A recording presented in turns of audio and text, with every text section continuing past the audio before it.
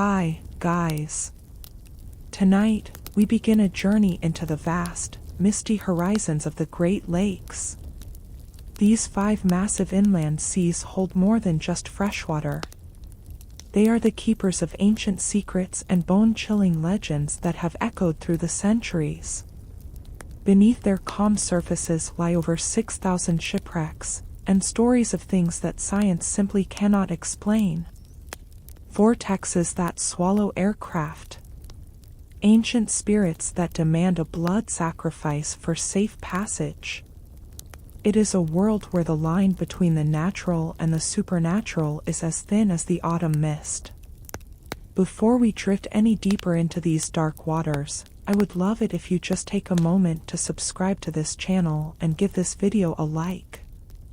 It truly helps in keeping these forgotten stories alive. And as we settle in, I am curious, where are you right now, and when are you listening? Whether it's late at night in your bed, or during a quiet, slow afternoon, let me know in the comments.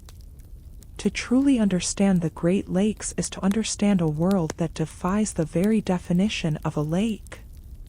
These are 5 massive inland freshwater seas: Superior, Michigan, Huron, Erie, and Ontario. They hold 21% of the world's surface fresh water.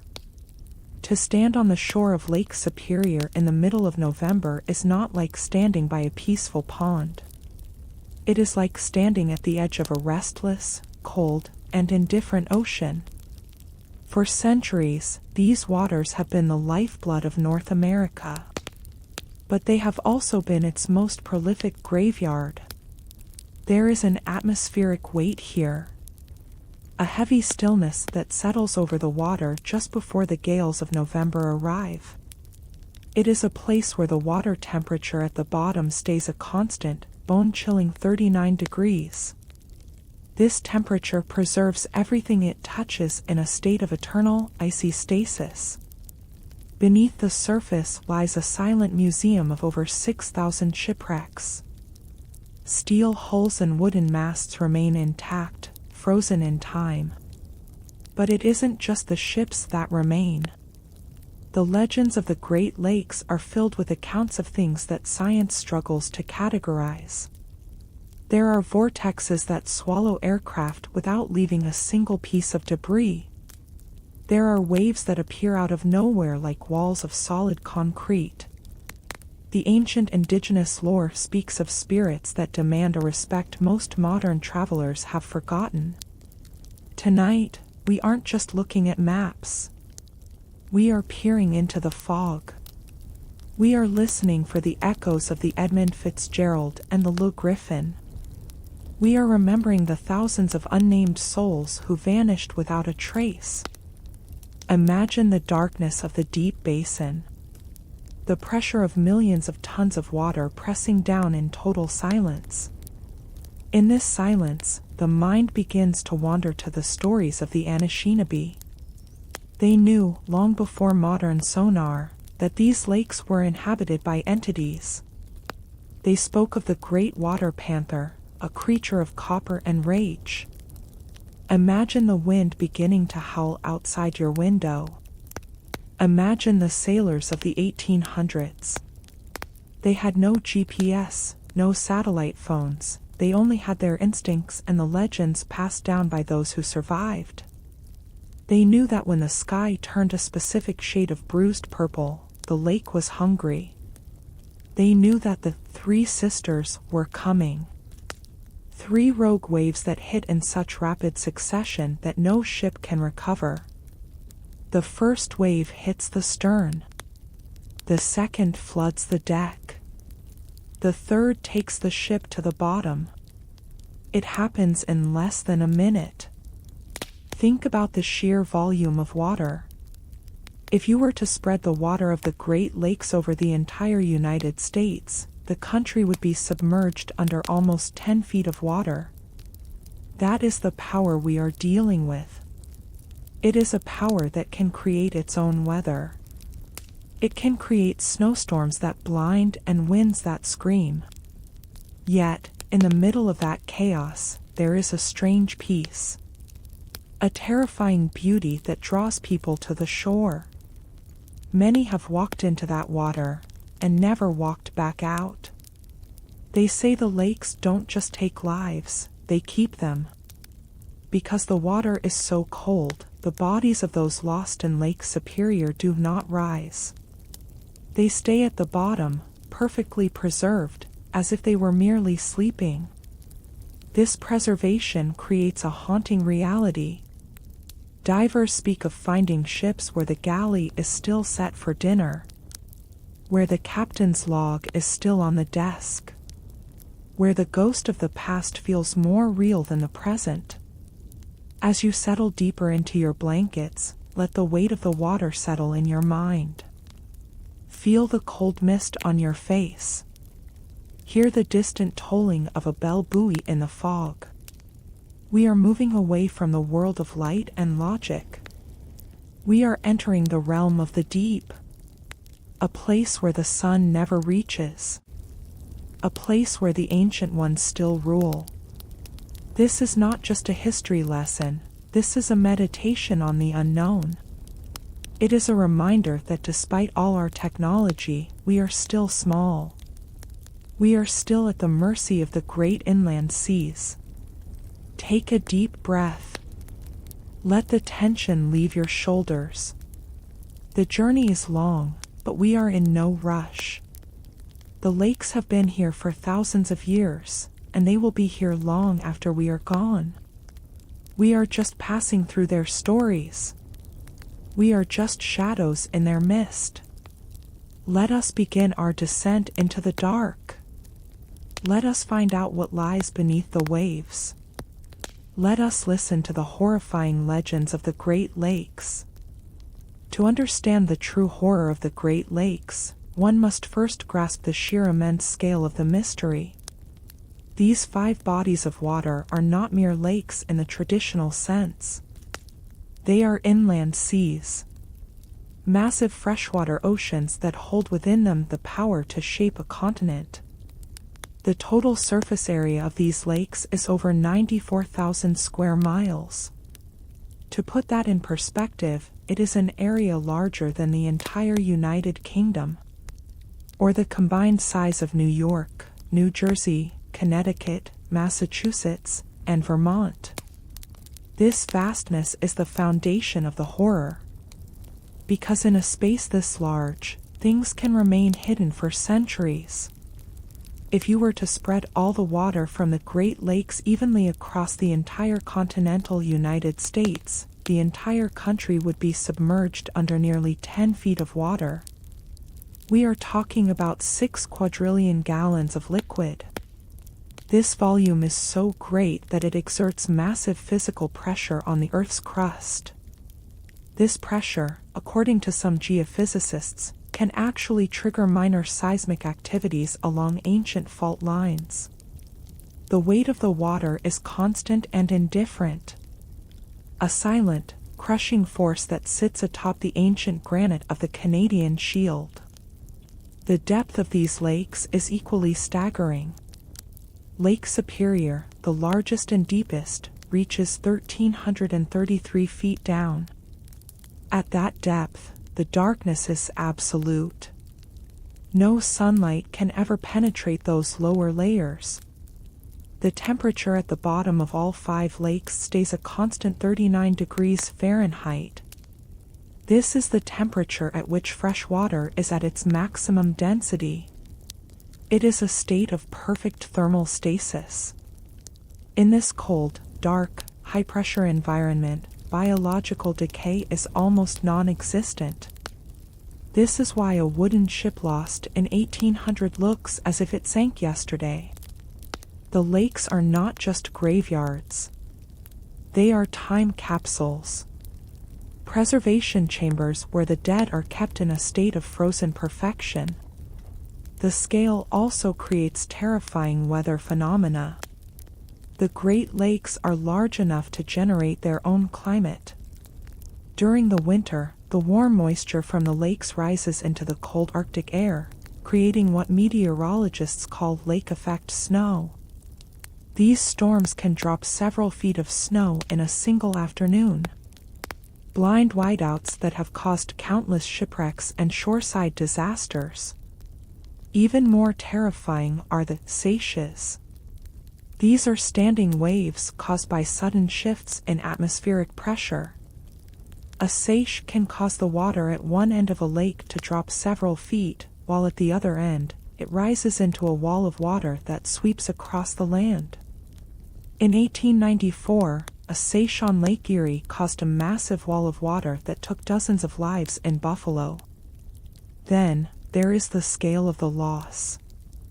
Historians estimate that over 6,000 to 10,000 vessels lie at the bottom of these lakes. From ancient indigenous canoes to massive 700-foot steel freighters. Most of these shipwrecks have never been found. They are lost in the vast underwater deserts of sand and silt. Some areas like Whitefish Point and Lake Superior are so crowded with wrecks that they are known as the graveyard of the lakes. The sheer number of souls lost is estimated to be over 30,000. That is 30,000 separate tragedies, frozen in the dark. The lakes also possess magnetic anomalies that defy simple explanation. In the northern part of Lake Michigan and parts of Lake Superior, compasses are known to spin erratically. Navigators throughout history have reported strange poles and equipment failures. Some believe this is due to massive iron deposits beneath the lake bed. Others whisper of ancient magnetic vortexes. Whatever the cause, the result is often fatal. A ship off course by only a few degrees can find itself shattered against the hidden reefs of the Great Lakes. As you contemplate this scale, understand that the lakes are not static. They are constantly shifting, growing, and shrinking with the seasons, creating and destroying land. They are an ancient and powerful force that views human activity with absolute neutrality. The scale of the mystery is the scale of nature itself. Immense, deep, and forever beyond our total control. The vastness extends to the chemical composition of the water itself. It is so pure and so clear in the deeper parts that visibility can reach nearly 100 feet. Looking down into that clarity is like looking into a blue void. A void that has no bottom. A void that has no end. Every gallon of this water has been filtered through the rocks and the sand for thousands of years. It carries the memory of the glaciers that formed these basins. It carries the weight of the ice that once covered this entire land. Within this scale, time feels different. On the surface, we measure our lives in minutes and hours. But on the floor of the lakes, time is measured in centuries. A glass bottle dropped from a ship in 1900 sits undisturbed on a bed of silt. A leather boot remains supple in the cold current. A letter sealed in a desk remains legible. This lack of decay is the most horrifying part of the scale, because it means that nothing is ever truly gone. Everything is simply waiting. Waiting in the dark. Waiting in the cold. Waiting for someone to find it. The Great Lakes are also connected to each other in a massive hydraulic chain. Water flows from Superior into Huron and Michigan, then through the narrow straits into Erie, and finally over the falls into Ontario. This movement is slow but relentless. A single drop of water entering Lake Superior can take nearly 200 years to reach the Atlantic Ocean. This slow motion adds to the sense of timelessness. The lakes are not in a hurry. They have all the time in the world. And they will wait for the next storm. For the next ship. For the next legend to be written in the depths. As we look at the maps and the data, we must remember that the scale is not just a number. It is a feeling. It is the feeling of being small in the face of the infinite. It is the feeling of knowing that beneath your feet lies a world that you can never truly know. A world of deep valleys and towering underwater cliffs. A world where the rules of the surface do not apply. This is the scale of the mystery. This is the heart of the Great Lakes. Deep beneath the icy, churning surface of Lake Superior lies the domain of an entity known to the Anishinaabe people as Mishepishu. This is not a mere creature of imagination. It is the Great Water Panther, a powerful and terrifying spirit said to rule the entire underwater world of the northern lakes. Its appearance is a complex mosaic of nature's most formidable and dangerous elements. It is described by elders as having the head and powerful paws of a giant feline. But its body is not covered in fur. It is protected by heavy, burnished scales of pure native copper. Along its spine and its back are sharp, jagged daggers of solid silver that stand upright like the fins of a shark. And its tail is that of an immense prehistoric serpent. A tail capable of creating massive, violent whirlpools with a single underwater flick. The legend of Mishepishu is deeply and inextricably tied to the copper deposits found in the Lake Superior region. This copper is some of the purest in the world. Thousands of years ago, ancient indigenous peoples mined this copper from remote locations like Al Royale and the Keweenaw Peninsula. But the copper was never seen as mere metal. It was believed to be the very flesh and bone of the water panther. To take it without ritual or permission was seen as an act of direct war against the spirit. Many early oral histories tell of miners who found large shining nuggets of copper near the shoreline, only to have a massive clawed hand rise from the deep to drag their canoes down into the dark forever. The spirit guards the treasures of the lake with a cold and relentless violence. Mishepishu is said to reside in a secret cavern made of solid, translucent quartz at the very bottom of the lake. This cavern is believed to be located near the mouth of the Mishepicoten River on the Canadian side of Superior. From this hidden underwater throne, the panther monitors every single vessel that crosses the surface. He is the master of the currents. He is the one who decides if the water will be smooth like glass, or if it will boil into a frenzy of white foam. The Anishinaabe would never cross the open water without leaving an offering. They would drop tobacco, copper, or other sacred items on the surface. If the offering was accepted, the panther would stay in his cave. If not, he would rise and thrash his tail, creating waves that could easily swallow an entire fleet of birch bark canoes. The historical presence of Mishepishu is documented in ancient rock art. At Agawa Rock, on the northeastern shore of Lake Superior, there is a massive and famous pictograph. It shows the water panther in all its jagged and terrifying glory. It was painted with red ochre hundreds of years ago. The rock itself is a steep granite cliff that slopes dangerously into the cold, deep water. To paint this image was a dangerous and sacred act. It was done to appease the spirit, to show that the humans walking the shore respected his absolute sovereignty. Even today, modern hikers and sailors who visit the rock speak of a strange, heavy energy in the air. A feeling of being watched by an ancient intelligence beneath the waves. There is also a significant cosmic duality to this legend. Mishepishu represents the power of the underwater and the underworld. He is the eternal rival of the thunderbirds, those massive, eagle-like spirits that live in the high clouds. When the great lightning storms roll across Lake Superior, the elders believe it is the thunderbirds firing their bolts into the lake, attempting to strike the water panther as he rises to the surface. The resulting wind, rain, and turbulence are the collateral damage of this ancient war.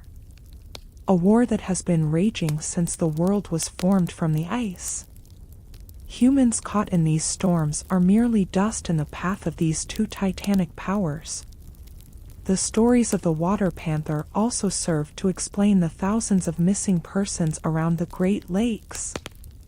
It is said that those who show too much arrogance, or those who pollute or disrespect the purity of the water, are taken by the spirit.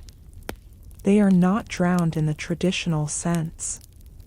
They are pulled into the quartz cavern to serve as eternal attendants to the feline lord. This provides a cultural explanation for why so many bodies are never recovered from the depths of Superior. They are kept in the panther's personal collection, a silent army of those who did not heed the ancient warnings. Mishepishu's influence is not limited to the ancient past. Modern reports of strange sightings still surface. In the 1800s, several Jesuit missionaries documented the stories of the panther with a mixture of curiosity and fear. They noticed that even the most hardened voyagers would fall silent when passing certain deep sections of the lake. Today, sonar operators sometimes report massive, unidentified shapes moving near the bottom. Shapes that are too large for any known fish, and too agile for a sunken log. When the water turns that specific shade of deep emerald and copper green, and the air suddenly loses its warmth, those who know the lake whisper that the panther is near the surface, watching the modern world with the same cold and golden eyes. The Great Water Panther remains the ultimate symbol of the mystery of the deep. He is a reminder that beneath our steel ships and our satellite navigation, there is a world that we can never conquer. A world that operates by its own rules, and its own ancient laws. The panther does not care for our schedules or our technology. He only cares for the water, and the secrets he guards in the silence of the quartz cave. We move forward with our journey, but we do not forget the king of the copper scales. The phenomenon known as the unexplained churn is perhaps the most terrifying physical reality of the Great Lakes. It refers to the sudden and violent agitation of the water that occurs without any visible meteorological cause. Sailors for centuries have documented instances where the surface of the lake was as calm as a sheet of glass, only to be transformed into a chaotic maelstrom of 10-foot waves in a matter of seconds. This is not a standard storm. There is no wind to push the water. There are no clouds to signal a change in pressure. The water simply begins to boil from beneath. In the maritime records of the 1800s, these events were often referred to as white water squalls. However, unlike a true squall, which is driven by air, the churn feels as if the lake is being shaken from its very floor. Modern oceanographers have attempted to explain this through the concept of internal waves. These are massive underwater waves that travel along the boundary between the warm upper layer and the freezing deep layer of the water.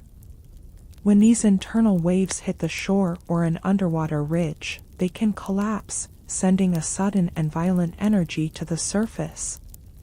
But even this scientific explanation fails to account for the sheer frequency and precision of the churn. The most dangerous manifestation of this churn is known as the Three Sisters.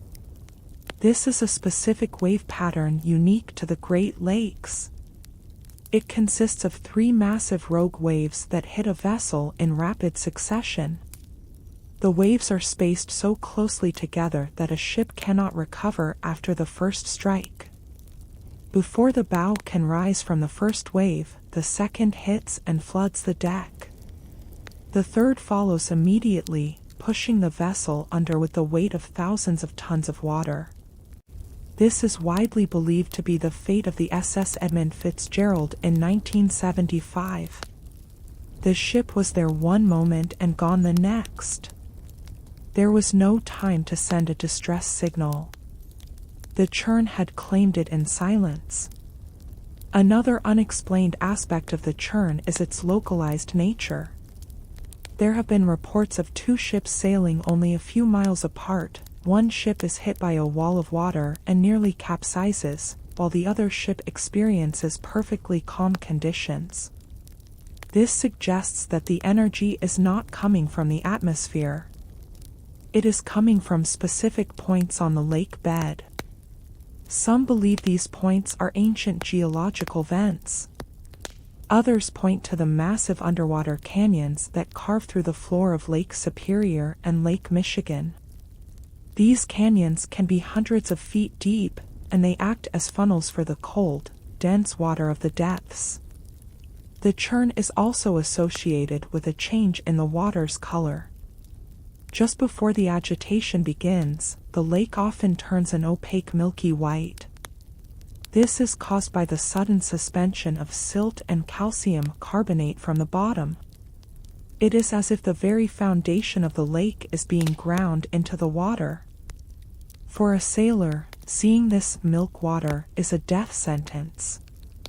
It means the energy from the deep is rising, and there is nowhere to hide on the open water. History is full of accounts of disappearing islands during these periods of churn. Early explorers mapped small rocky outcrops that subsequent expeditions could never find. While some were likely mirages, others were believed to be temporary landmasses pushed up or submerged by the violent displacement of water and sediment. This constant shifting makes the floor of the lakes a treacherous and ever-changing map. A map that refuses to be mastered by human surveying.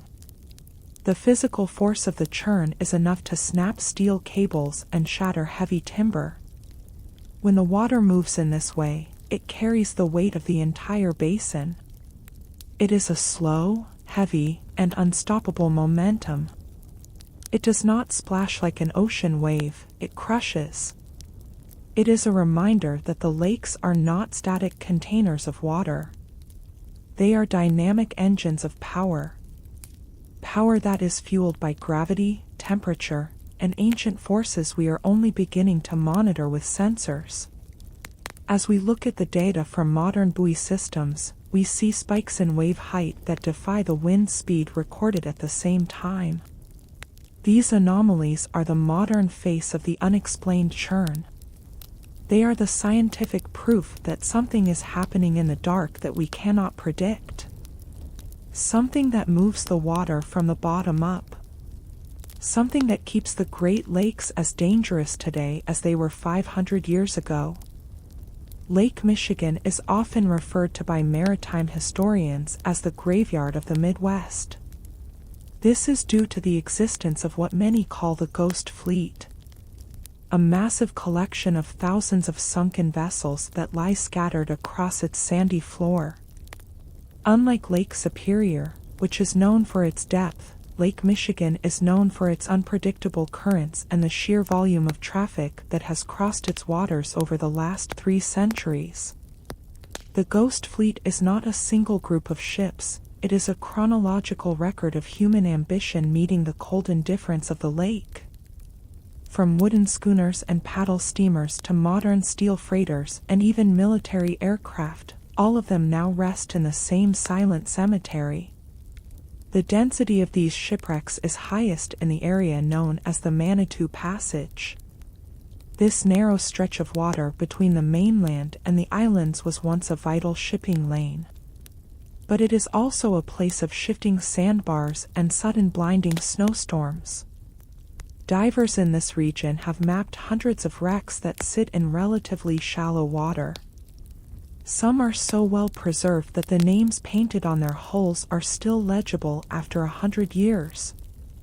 This preservation is a result of the lake's cold freshwater chemistry, which lacks the salt and the organisms that destroy ships in the ocean. Thus, the Ghost Fleet remains physically present, a massive underwater museum of tragedy. One of the most famous members of this fleet is the Rouse Simmons, known to history as the Christmas Tree Ship. In November of 1912, this 3-masted schooner was headed for Chicago. It was loaded with thousands of evergreen trees for the holiday season. A massive blizzard struck the lake with hurricane-force winds. The Rouse Simmons disappeared into the white void. For decades, its location was a mystery, although fishermen occasionally pulled up holiday trees in their nets. It was finally located in 1971, sitting upright in 170 feet of water. Its masts were gone, but its cargo of trees was still there in the hold. Skeletal remains of a journey that never ended. The Ghost Fleet also contains modern mysteries that science cannot fully explain. In June of 1950, Northwest Orient Airlines Flight 2501 disappeared over Lake Michigan. It was carrying 58 people. At the time, it was the deadliest commercial aviation disaster in American history. Despite massive search efforts, the main wreckage of the plane was never found. Only small debris and human remains floated to the surface. Every year, specialized search teams scour the bottom of the lake looking for the fuselage, but the lake refuses to give it up. The plane has become a permanent part of the Ghost Fleet, swallowed by the same currents that took the sailing ships of the past. Another enigmatic vessel is the Thomas Hume, a wooden schooner that vanished in 1891. It was sailing in tandem with another ship. During a brief but intense squall, the crew of the second ship looked back and found that the Thomas Hume was simply gone. There was no debris, no lifeboats, no struggling survivors. It was as if the ship had been lifted out of the water. It took over 100 years for researchers to find the wreck. It was discovered in the center of the lake, completely intact. Not a single piece of the ship was broken. It had simply sunk vertically to the bottom for no apparent reason. This is the nature of the Ghost Fleet: sudden, clean, and absolute disappearances.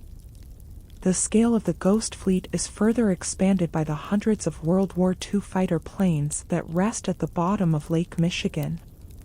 During the war, the Navy used 2 converted paddle-wheel steamers as training aircraft carriers on the lake. Thousands of pilots learned to land and take off in these waters.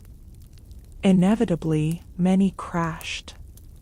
Today, these Avengers, Dauntless, and Wildcats sit on the lake floor, preserved by the cold and the dark. They represent a military wing of the Ghost Fleet, a reminder that the lake is a silent witness to every era of human history. There are also areas of the lake where the floor is covered in ancient stone structures. Recent sonar mapping has discovered what looks like a prehistoric Stonehenge beneath the waves near Grand Traverse Bay. One of the stones appears to have a carving of a mastodon, an animal that has been extinct for 10,000 years. This suggests that parts of the Ghost Fleet may not be ships at all, but entire landscapes and civilizations that were submerged as the glaciers melted and the lakes rose. The mystery of Lake Michigan is layered, with each layer representing a different age of loss. The existence of the Ghost Fleet has given rise to theories about a Lake Michigan Triangle, similar to the Bermuda Triangle. This area stretches from Manitowoc, Wisconsin, to Ludington, Michigan, and south to Benton Harbor. Within this triangle, compasses fail. Time seems to disappear. And ships go missing at a rate that is statistically higher than anywhere else in the Great Lakes. Whether this is due to magnetic anomalies or simply the high volume of traffic, the result is the same. The Ghost Fleet continues to grow. As we look at the sheer number of wrecks, we must consider the environmental impact of the Ghost Fleet. Many of these ships still contain coal, oil, and cargo. They are ticking time bombs of industrial history. Yet, they are also sacred sites. underwater tombs for thousands of people whose lives were cut short. The lake protects them, covering them in silt and mussels, incorporating them into the cold, watery landscape. The ghost fleet is a reminder that the Great Lakes are not empty voids. They are crowded with the remains of the past. Every square mile of the lake floor has a story to tell. Most will never be heard. They remain in the darkness, in the silence of the mid-lake plateau, waiting in the current as part of the eternal ghost fleet of Lake Michigan. The legend of the sleeping giant is one of the most enduring and physically imposing narratives of the Lake Superior region. It refers to a massive formation of sills and mesas located on the Sibley Peninsula. From a distance, and especially from the shores of Thunder Bay, the silhouette of the land looks identical to a colossal human figure, lying on its back, with hands crossed over its chest. While modern geology identifies this formation as a series of diabase sills from the Proterozoic era, the warning associated with this giant is far more than just a matter of visual coincidence. It is a warning rooted in the geological instability and the atmospheric volatility of the deep water surrounding the figure. The indigenous Ojibwe traditions identify this giant as an Anabiju, the spirit of the deep water. According to the lore, the giant was turned to stone as a punishment for the secret of silver being revealed to the white explorers. But the warning is not about the past, it is about the present. The breathing of the giant is a phenomenon reported by residents and sailors for over a century. This refers to low-frequency vibrations and rhythmic rumblings that emanate from the rock and the lake floor. Seismic sensors in the region occasionally pick up these microtremors, which do not follow the patterns of standard tectonic activity. Instead, they are slow, rhythmic, and deep, creating a sense of unease in anyone standing on the shore during a quiet night. The warning manifests most clearly during the transition of seasons, when the massive temperature difference between the air and the water creates extreme pressure gradients. The sleeping giant is said to stir when the lake turns an unnatural shade of blackish green.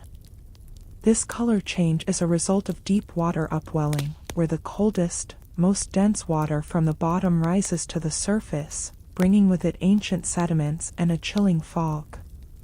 This fog, known as giant's breath, can reduce visibility to zero in a matter of minutes. Navigators note that when this mist rolls off the peninsula, it carries a specific static charge. Disruption to radio signals and electronic equipment is common in the shadow of the giant. History records several instances where the stirring of the giant coincided with maritime disasters. The most notable is the sudden and violent storm that claimed numerous vessels near Silver Islet, a tiny island at the foot of the sleeping giant. In the 1800s, this was the site of the richest silver mine in the world. Despite the warnings of the local people that the giant would protect the silver, engineers built complex shafts deep beneath the lake floor. In 1884, the giant seemed to answer. A massive storm cut off the supply of coal needed to run the pumps. The lake flooded the shafts instantly, swallowing the wealth and the infrastructure back into the dark. To this day, the shafts remain submerged. A permanent reminder of the cost of ignoring the warning. The geological structure of the sleeping giant also creates unique acoustic anomalies. The sheer cliffs, which rise nearly 1,000 feet above the water, act as a massive sounding board.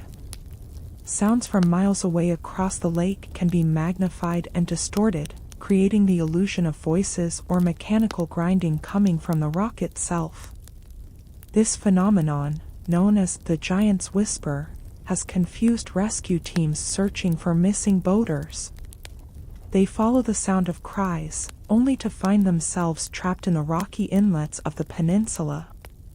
The warning is clear: the land and the water here are not what they seem. Furthermore, the water around the sleeping giant is some of the deepest and most treacherous in Lake Superior. The underwater cliffs drop off into the abyss with terrifying suddenness. Current patterns here are erratic, driven by the deep thermal siphons created by the massive rock mass. Scuba divers exploring the base of the cliffs report seeing strange light patterns and experiencing sudden temperature drops that can induce instant hypothermia. The physical warning of the giant is a warning of cold, of depth, and of the absolute power of the Precambrian earth. The sleeping giant also serves as a sentinel for the lake's ecological balance. There is a modern observation that when the ice bridges between the mainland and the islands fail to form, the rumblings increase. It is as if the geological mass is reacting to the changes in the lake's thermal cycle. Scientists monitoring the crustal rebound of the region note that the area around Thunder Bay is rising at a different rate than the surrounding land. This slow tectonic movement adds to the sensation that the giant is indeed shifting. A slow geological awakening that spans thousands of years. To ignore the sleeping giant's warning is to ignore the fundamental volatility of Lake Superior. The formation is a reminder that the Earth is alive on a timescale that humans cannot comprehend. We see a mountain, but the lake sees a barrier. A guardian that breaks the wind and directs the storms. Every shipwreck at the base of those cliffs, every missing sailor in the Sibley fog, is a testament to the reality of the warning. The giant does not need to move to be dangerous. Its mere presence dictates the fate of those who dare to sail in its shadow. As we continue our mapping of these legends, we must acknowledge that the sleeping giant is the most visible of the lake's protectors. A physical manifestation of the warning that some secrets are meant to stay buried in the stone and in the deep cold water. The giant remains silent. But the silence is a message in itself. A message of patience and of the inevitable power of the deep. Lake Erie is the shallowest of all the Great Lakes. This physical characteristic is exactly what makes it the most volatile and dangerous environment for navigation. While Lake Superior is deep and cold, Erie is temperamental and violent. The concept of the storm demons is a historical and cultural explanation for the sudden and chaotic weather patterns that occur in the central and eastern basins.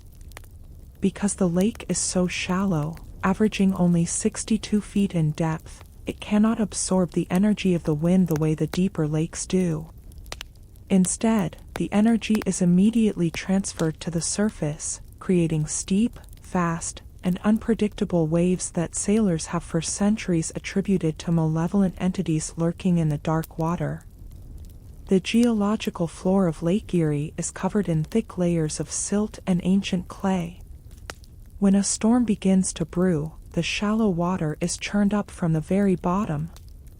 This causes the lake to turn a thick, opaque, gray-green color. Historically, this was seen as the storm demons rising from their muddy graves. The demons are said to be the restless spirits of those lost in the massive tribal wars and maritime disasters that have plagued this region. Unlike other lake spirits, the storm demons are described as being aggressive, seeking to drag the living into the silence of the silt. They are the personification of the seiche, a phenomenon where the wind pushes the water from one end of the lake to the other, creating a wall of water that can rise 8 to 10 feet in minutes. Maritime records from the 1800s are filled with accounts of the Black Sunday storms and other sudden events where Erie claimed dozens of ships in a single afternoon. One of the most enigmatic examples of this is the loss of the G.P. Griffon in 1850. The ship was only a few hundred yards from the shore of Cleveland. It was a calm night. Suddenly, a fire broke out, and a freak wind pushed the vessel away from the reach of rescuers. Over 250 people perished in the shallow water. This event cemented the belief that Erie is a lake that actively traps its victims. The storm demons do not wait in the deep. They wait in the shallows, where people feel the most secure. The eastern end of the lake, near Long Point, is known as the graveyard of Lake Erie. This is a massive sand spit that stretches out into the water, creating complex crosscurrents and hidden shoals. Over 400 shipwrecks are concentrated in this small area. Divers and archaeologists have found that many of these ships are stacked on top of one another. The storm demons are said to haunt this point, creating localized fog banks that smell of stagnant river water. Navigators reporting from the 1920s spoke of hearing rhythmic drumming coming from the fog. A sound that had no mechanical source, but served to disorient the crew until the ship ran aground on the shifting sands. Scientifically, Lake Erie is prone to microbursts. These are intense, localized columns of sinking air that hit the surface with the force of a bomb. Because Erie is surrounded by flat agricultural land, these winds can accelerate without interference. To a sailor in a wooden schooner, a microburst felt like a giant invisible hand pushing the ship under the waves.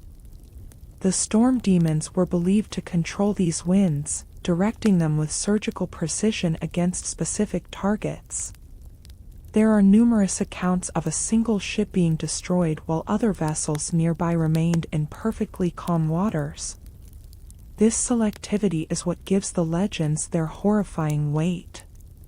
The thermal structure of Erie also contributes to the mystery.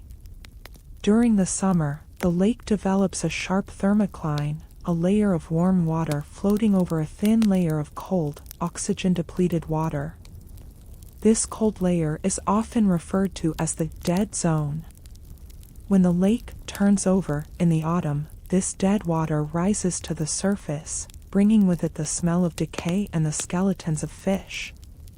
The storm demons are said to gain their strength during this turnover, using the cold energy of the dead zone to fuel the first winter gales.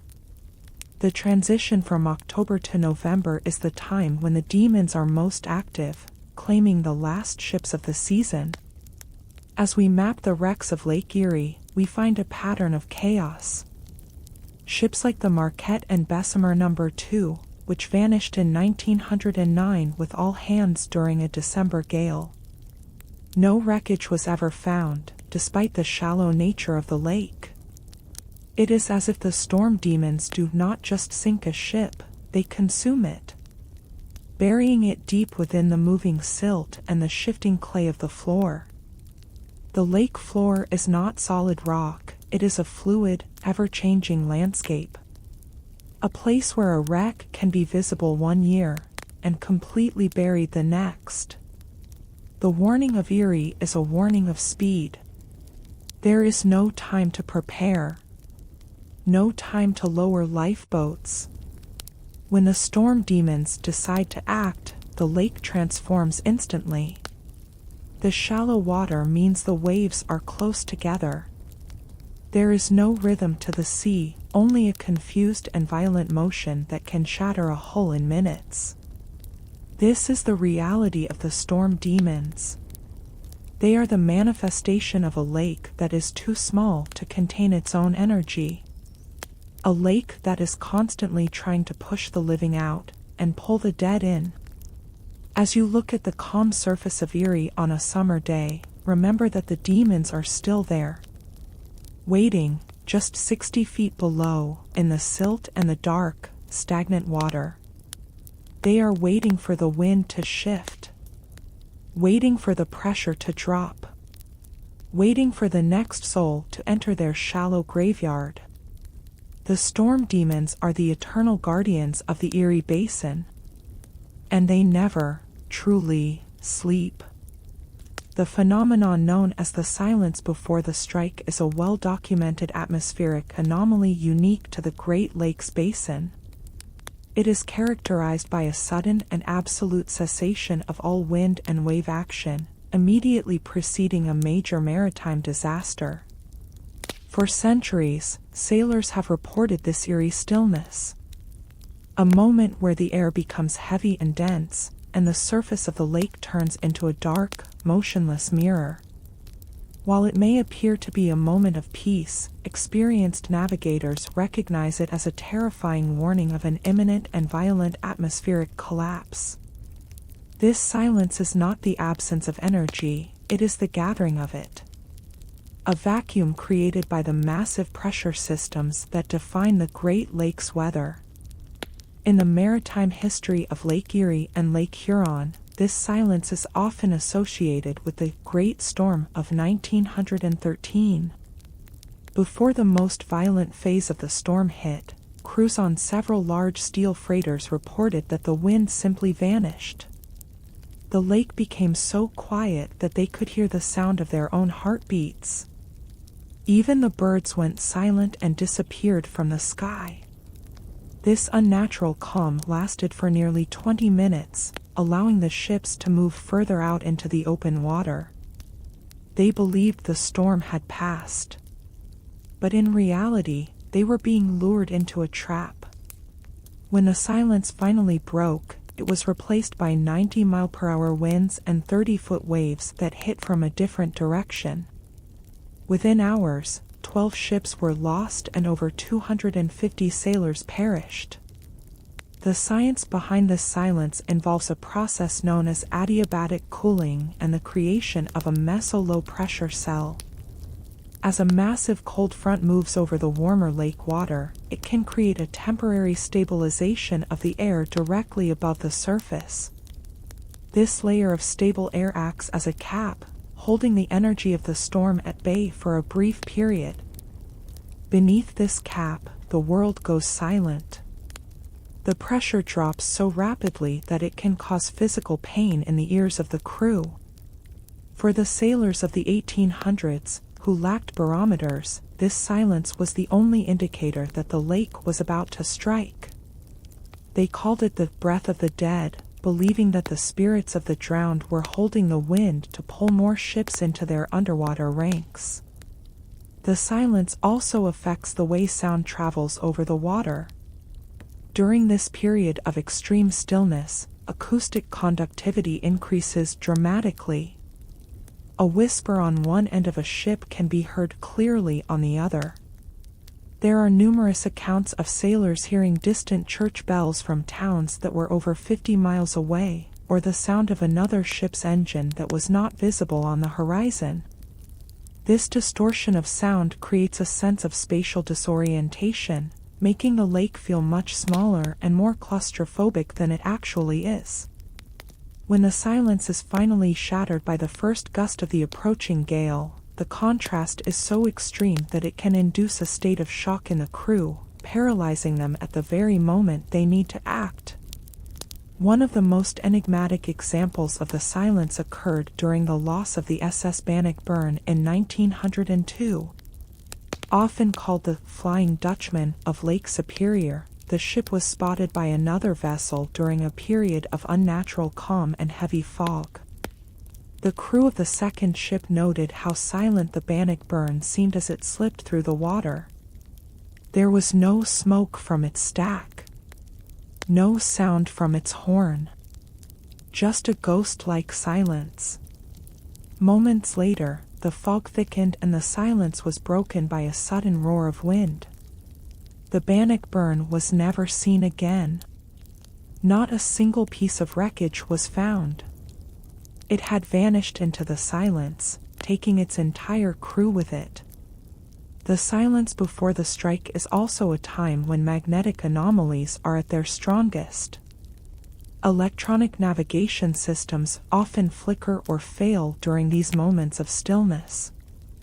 It is as if the very physics of the region are being distorted by the gathering storm.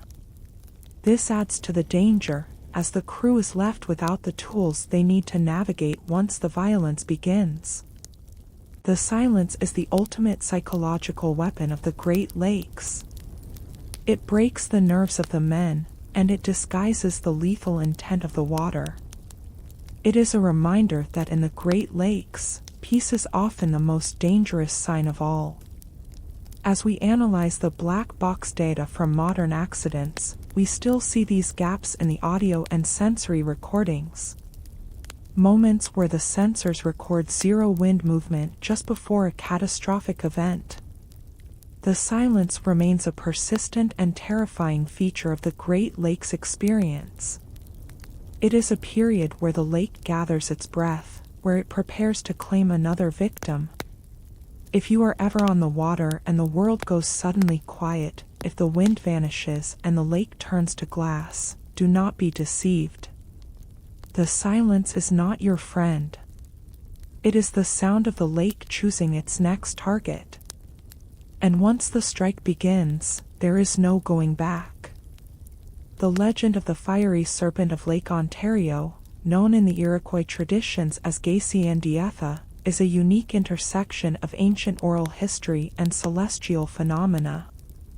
Unlike the other spirits of the Great Lakes, which are often tied to the water or the earth, glassy is a creature of fire that originated from the stars. It is described as a massive dragon-like serpent that fell to earth as a meteor, plunging into the deep, cold waters of Ontario.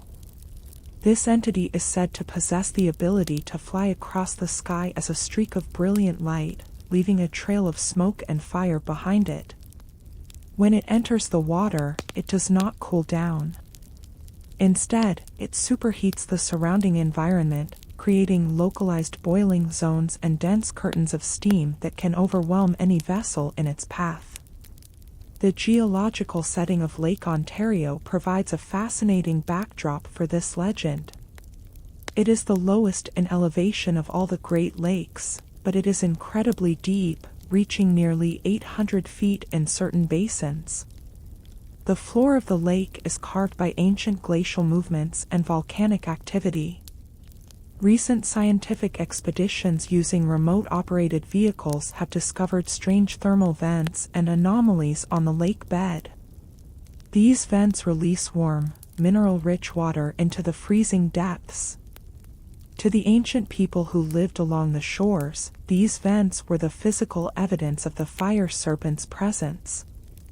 They believed the dragon lived in the deepest trenches, where the earth's internal heat could sustain its celestial fire. The behavior of glassy is often associated with lake fogs that behave unnaturally. In the 1800s, sailors reported encountering patches of mist that were significantly warmer than the surrounding air. These patches often glowed with a faint bioluminescent light, making it impossible to navigate by sight. Those who were caught in these fire mists spoke of a sudden drop in oxygen levels, and the smell of sulfur and burning metal. It was as if the very chemistry of the atmosphere was being altered by the serpent's breath. Many small fishing boats disappeared in these mists, leaving no wreckage or debris, only a lingering warmth on the surface of the water. The Iroquois stories also link the serpent to the black water events of Lake Ontario. Occasionally, the lake undergoes a sudden and massive release of carbon dioxide or methane from the sediment. This causes the water to turn a dark ink-like black, and any creature or human on the surface can be suffocated by the gas. The legend says that glassy stirs the silt with its flaming tail, causing the lake to choke on its own depths. This is a physical warning of the volatility hidden beneath the calm blue surface. Ontario may appear more peaceful than Superior, but its depths are chemically and geologically unstable. The meteor connection is perhaps the most interesting part of the mystery. Lake Ontario sits near several confirmed impact sites from prehistoric times. The high concentration of nickel and iron in certain parts of the lake bed suggests that large celestial bodies have indeed crashed here in the past. The fire serpent is likely a personification of these terrifying events, a memory encoded into the culture of a time when the sky fell into the water. Even in modern times, pilots flying over Ontario report seeing fast-moving underwater lights. Lights that move at speeds that no submarine or aquatic animal could achieve. These USOs, or unidentified submerged objects, are the modern face of the ancient fire dragon. The serpent is also said to be a protector of the thin places in the lake, areas where the magnetic field is particularly weak or distorted. One such area is known as the Maritime vortex, located near Prince Edward County. This area has claimed over 2/3 of the shipwrecks in Lake Ontario. Compasses here spin uncontrollably, and electronic equipment often short-circuits without warning. The legend says that Glassy uses these magnetic warps to travel between the stars and the depths, creating a bridge made of fire and light. To enter the vortex is to enter the serpent's nest, a place where the laws of physics are secondary to the power of the celestial flame. As we map the history of Ontario, we find a pattern of heat and light. From the loss of the HMS Ontario in 1780, which vanished during a sudden boiling gale, to the modern sightings of fireballs dipping into the water without a splash. The fire serpent remains a constant symbol of the lake's hidden energy. It is a reminder that the Great Lakes are not just containers of water, they are portals to the history of the earth and the cosmos. The fire is still there, deep in the silt, deep in the dark trenches of the eastern basin, waiting for the next shift in the earth's crust to rise once again. The final warning of Glassy is one of transformation. The fire does not just destroy, it changes everything it touches.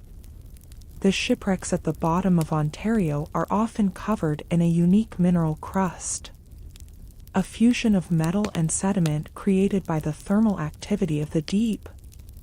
It is as if the serpent is slowly turning the remains of human history into a part of the lake floor, incorporating our steel into its own scales. This is the legacy of the fire serpent, a power that comes from the stars and stays in the dark, guarding the deep silence of Lake Ontario. The thermal anomalies of the Great Lakes represent one of the most complex and least understood aspects of freshwater oceanography. These are specific regions within the deep basins where the water temperature deviates dramatically from the standard thermal profiles expected at such depths. In most of the Great Lakes, especially Lake Superior and Lake Michigan, the water at the bottom remains a constant 39 degrees Fahrenheit. This is the temperature of maximum density. However, specialized deep-sea probes and autonomous underwater vehicles have recorded localized pockets of water that reach temperatures as high as 60 or 70 degrees, within the freezing abyss. These anomalies are not temporary shifts. They are persistent features of the lake floor, often associated with unique geological structures and unexplained biological activity.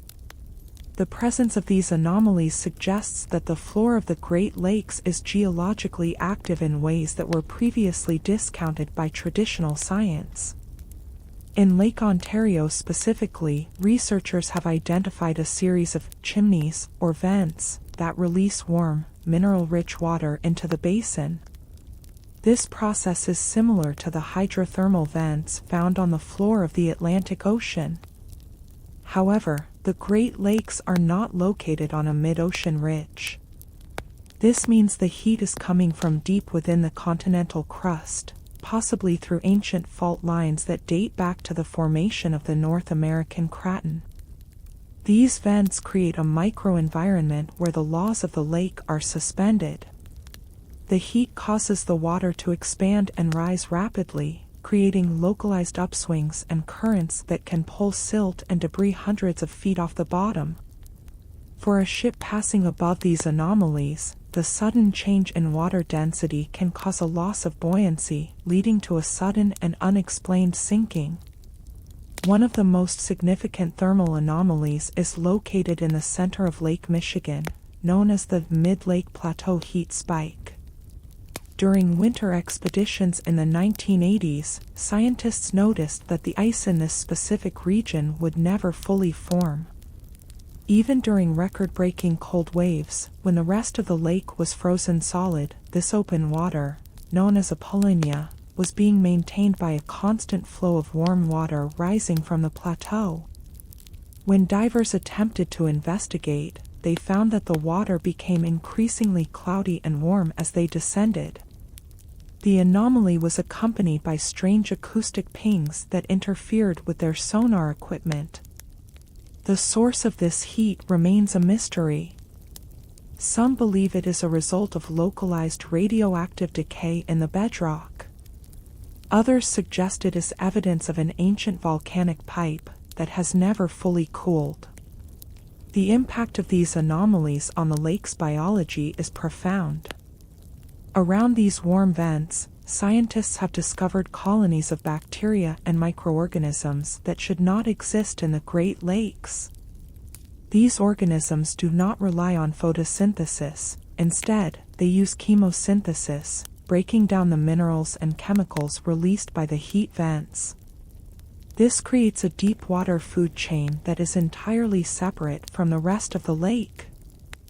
Fishermen have often reported catching fish in these areas that are significantly larger or more deformed than those found elsewhere. The warm spots act as an incubator for life in the dark. But they also act as a beacon for the unexplained. Throughout maritime history, these thermal zones have been the site of strange lights and boiling water sightings, where the surface of the lake churns and bubbles without any wind. In Lake Superior, the thermal anomalies are often linked to the cold siphons. These are the opposite of warm vents, areas where the water is even colder than 39 degrees, reaching the very edge of freezing without turning to ice. This is due to the extreme pressure at the bottom of the superior trenches. These siphons create a downward pull, a vacuum effect that can drag objects from the surface into the depths with incredible speed. Many of the small vessels that disappeared without a trace in the mid-20th century are believed to have been caught in a thermal siphon. The transition between a warm anomaly and a cold siphon creates a shear force in the water, a physical wall that can shatter the hull of a wooden ship or even a modern fiberglass boat. The historical record of these anomalies can be traced through the logs of the early steamship captains. They would often report that their boilers would behave erratically when passing over certain hot zones. The intake water for the engines would suddenly rise in temperature by 20 or 30 degrees, causing the machinery to overheat. The captains learned to map these areas and avoid them, but the locations seemed to shift over decades. This suggests that the thermal activity is not fixed, but moves along the cracks in the Earth's crust. It is a living geological process. A reminder that the Great Lakes sit atop a world of heat and pressure that is constantly trying to break through the cold water. Furthermore, these thermal zones are often associated with magnetic fog. When the warm water meets the cold air, it creates a dense localized mist that is highly ionized. This mist reflects radar waves and causes electronic compasses to fail. Pilots flying over Lake Huron have reported seeing thermal walls rising from the water, visible only on infrared cameras. These walls can reach thousands of feet into the air, disrupting the aerodynamics of the plane. The unexplained crash of several private aircraft in the 1970s has been attributed to these sudden thermal updrafts. The lake is not just a surface, it is a three-dimensional hazard that extends from the floor to the sky. As we collect more data from satellite imagery, we are starting to see the true extent of the anomalies. Infrared maps of the Great Lakes during winter show a glowing network of heat veins beneath the ice, like the circulatory system of a massive organism. These veins follow the ancient river beds that existed before the lakes were formed. This means the heat is traveling through the most porous parts of the lake floor, carrying with it the chemical signature of the deep earth. The thermal anomalies are the bridge between the modern lake and the primordial world, a world where fire and water are in constant contact. Every measurement we take leads to more questions. Why is the heat concentrated in these specific spots? What is fueling the chemosynthetic life in the dark? And how do these zones influence the sudden storms that claim so many lives? The anomalies are a warning. They tell us that we do not know the Great Lakes as well as we think. We only see the cold blue surface. We do not see the burning heart beneath. The heat is still there, pulsing in the silence, pushing against the weight of the water, maintaining the mystery of the deep basins.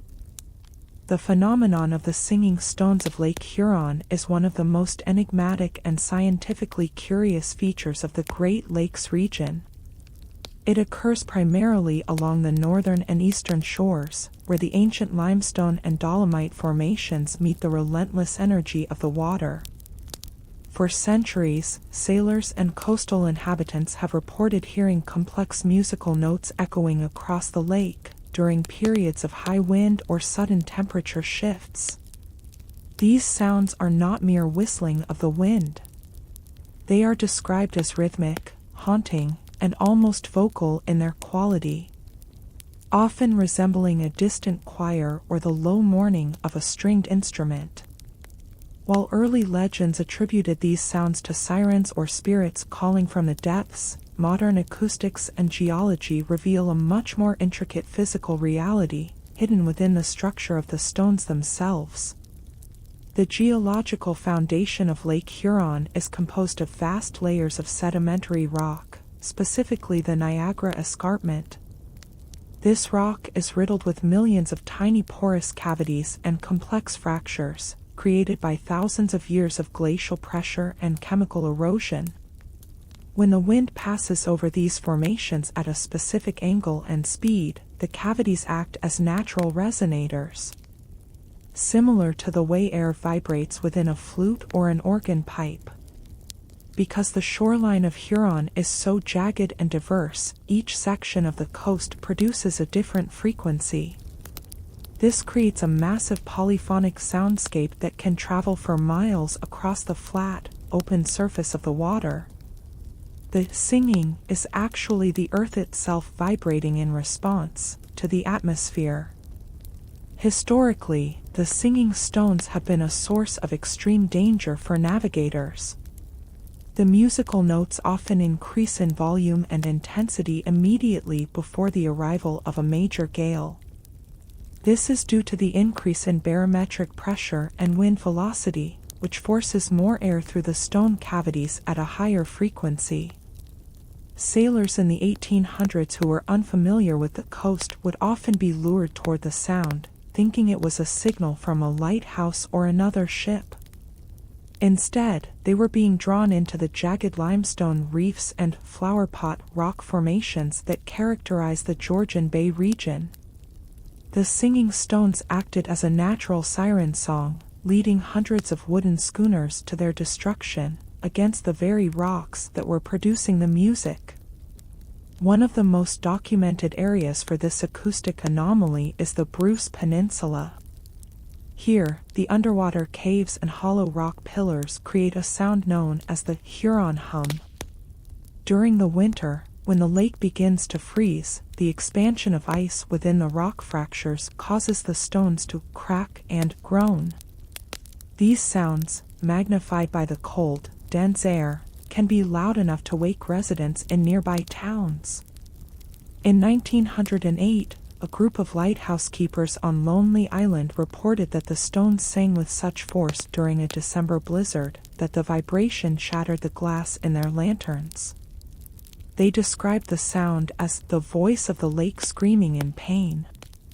A terrifying sonic manifestation of the raw power of the environment. The frequency of the singing stones also has a strange effect on human psychology and the inner ear. Low-frequency vibrations, or infrasound, produced by the larger underwater caverns can induce feelings of nausea, vertigo, and intense dread. Modern researchers investigating the wrecks of Lake Huron have often reported experiencing auditory hallucinations or a sense of being followed while diving near these singing formations. It is possible that the ghost voices reported by survivors of shipwrecks were actually the result of these infrasonic waves interacting with the human nervous system. The stones do not just sing. They vibrate at a level that can alter human perception, making the line between reality and the supernatural even thinner than it already is. In the center of Lake Huron, there is an underwater ridge known as the Alpena Amberley Ridge.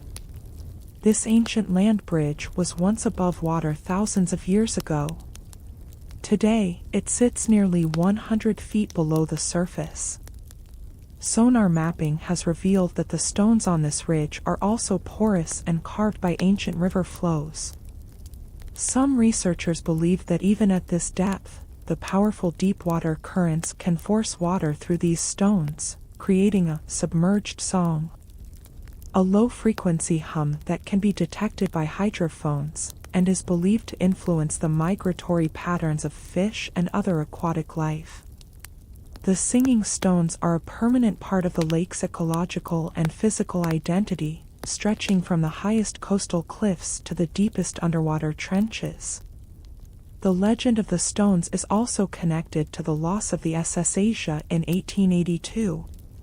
Survivors of the wreck, which occurred near the French River, reported hearing a rhythmic tolling, like a funeral bell, coming from the rocks moments before their ship was overwhelmed by the waves.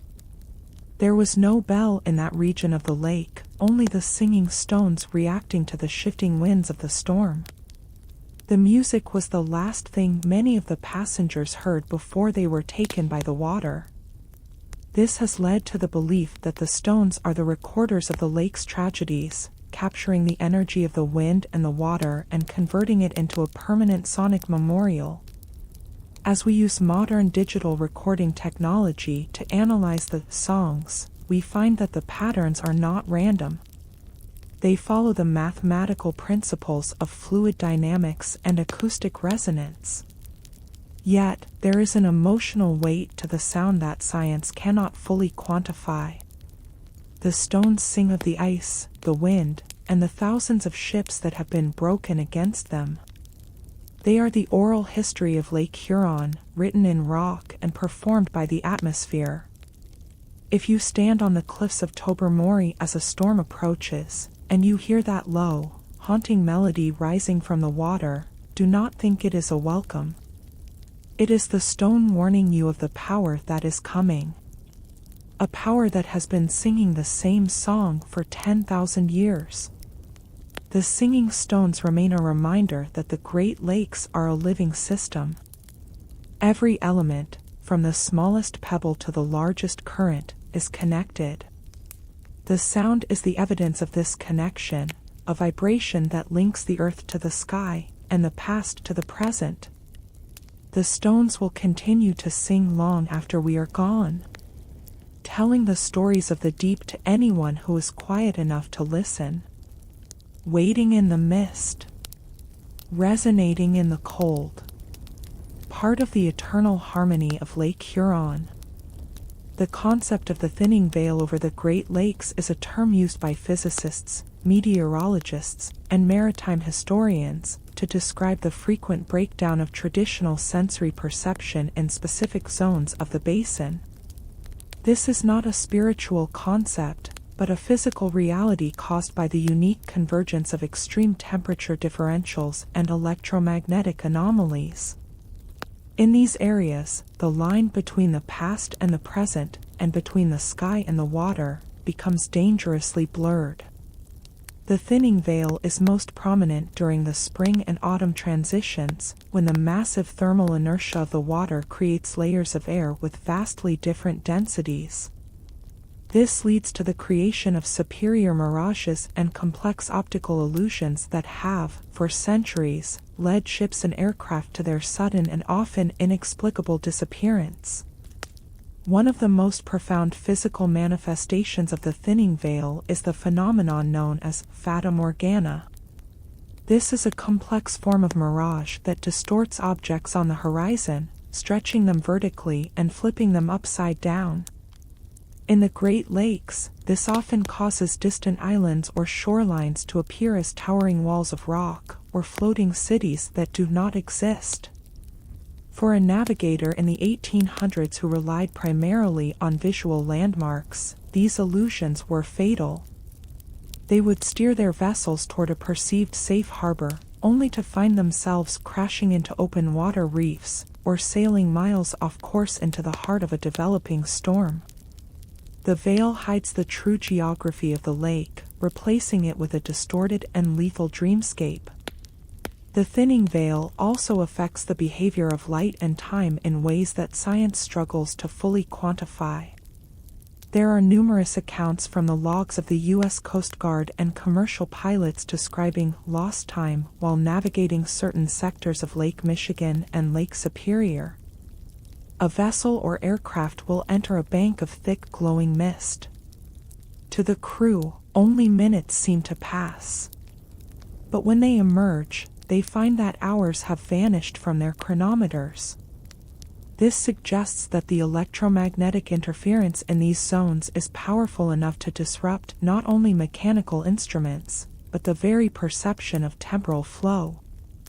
This is the essence of the thinning veil, a state where the physical constants of our world become fluid and unreliable. Magnetic anomalies play a critical role in this thinning process. The Great Lakes sit atop ancient volcanic pipes and massive iron deposits that create localized dead zones for compasses. When these magnetic fluctuations interact with the ionized air of a storm, they create what is known as the green flash or the glow effect. Sailors have reported seeing their entire ship enveloped in a soft emerald light that has no visible source. During these events, radio communication becomes impossible and radar screens show ghost images of vessels that are not physically present. It is as if the veil is allowing reflections from other points in time or space to bleed into the current reality.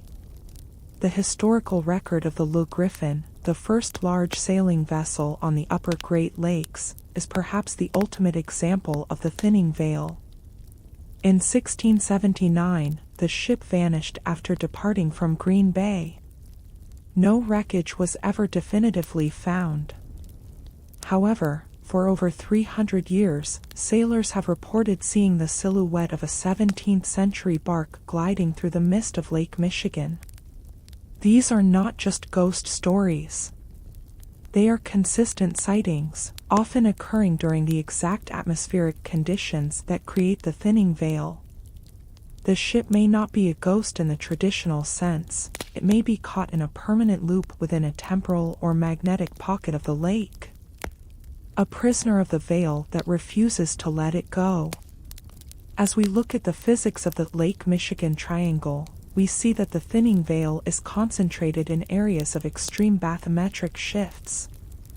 Underwater canyons that drop from 50 to 500 feet in a matter of yards create intense vertical currents. These currents pull the cold water to the surface, creating a localized microclimate that is perpetually out of sync with the surrounding weather. This creates a permanent state of refraction. A place where light is always bent and sound is always muffled. To enter these zones is to step outside the protection of the known world. It is here that the Three Sisters waves are most often generated, rising like solid walls from the distorted horizon. The veil is also a barrier for the dead. The preservation qualities of the cold fresh water mean that the bodies of thousands of sailors remain at the bottom in a state of perfect arrest.